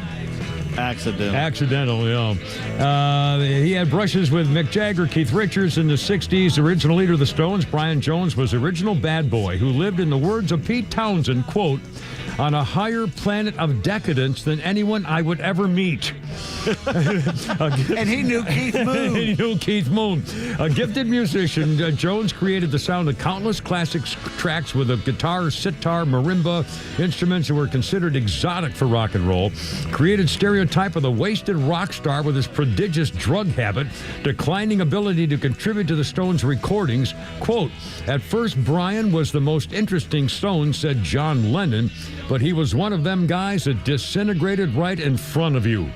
Unable to show up for recording sessions because of his drug habit, unable to play properly on the occasions when he did show, Brian Jones was refused an entry to the United States in the spring of 1969 because of his drug conviction, and that upset the plans for a fall tour of the States.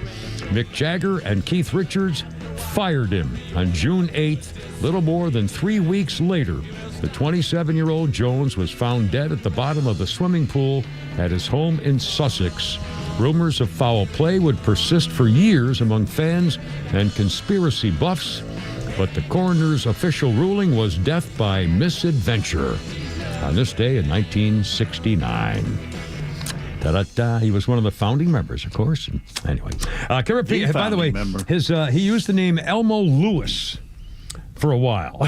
He wasn't fine. Yeah, the Stones. I just saw that as part of the thing. I didn't know about that before.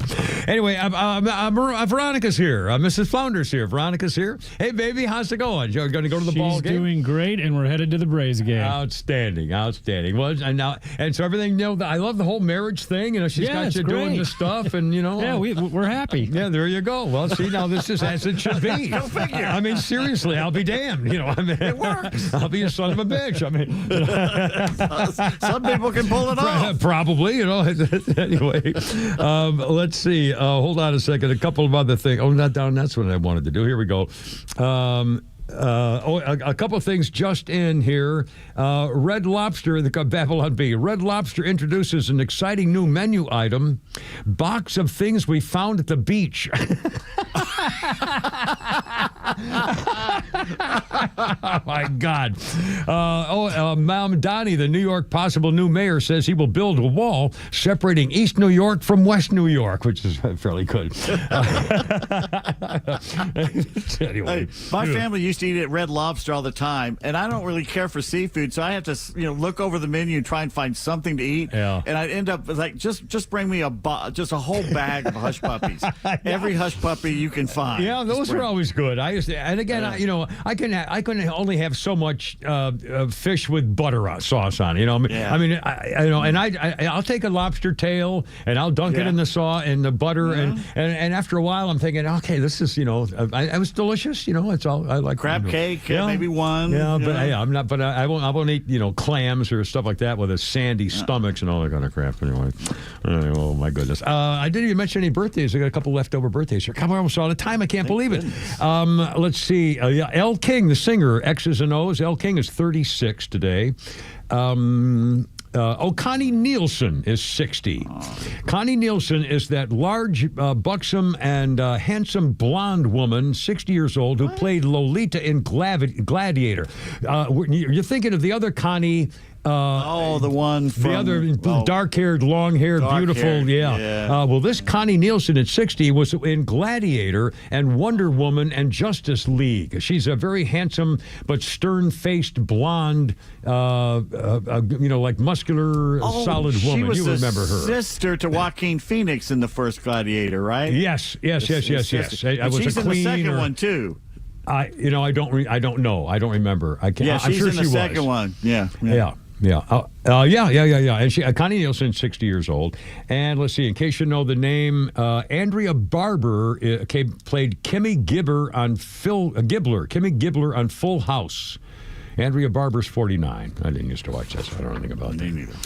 Anyway, just for the record, experts say, because it's summertime and there's a lot of pollen out there, experts say you should wash your hair every day.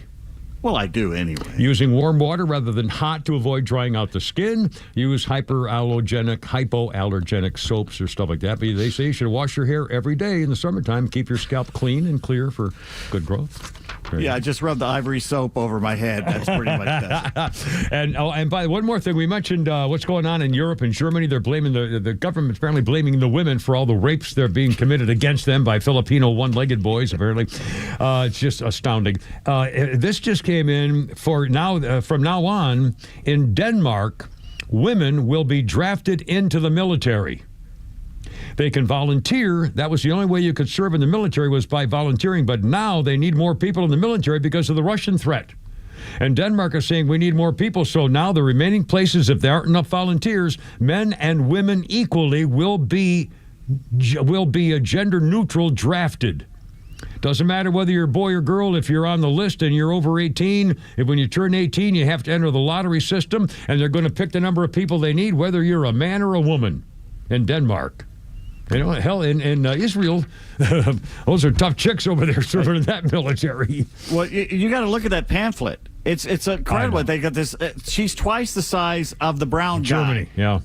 And there's no women raping brown guys in Germany. Not one single incident of it. And that's what the German government is trying to push. This is insulting for all the rapes, blaming the women for it. Kimmer P. Flounder and Miss Veronica. Mrs. Flounder. Flounder's funny right here. Being racist isn't like a yes or no thing. You know what I mean? It's not like you have it or you don't have it. Like being racist is more, it's like being hungry. You know, it's like, yeah, you're not right now. You know? It's like, yeah, you're not hungry right now, but a cheeseburger could cut you off on the highway.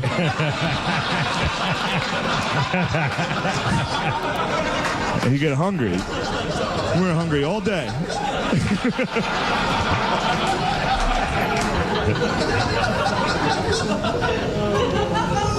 The cheeseburger's Jewish in that joke.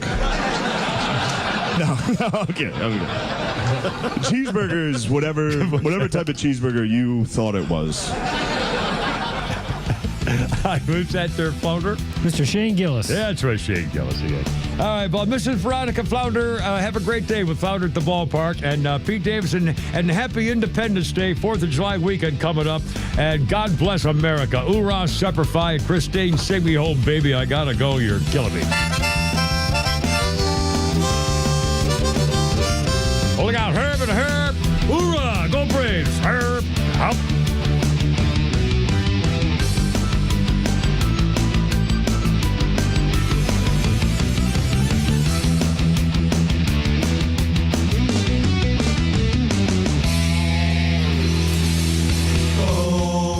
This is WFOM and W292EV Marietta on Dickey Broadcasting Station. Locally owned and heard throughout Georgia on the Extra app.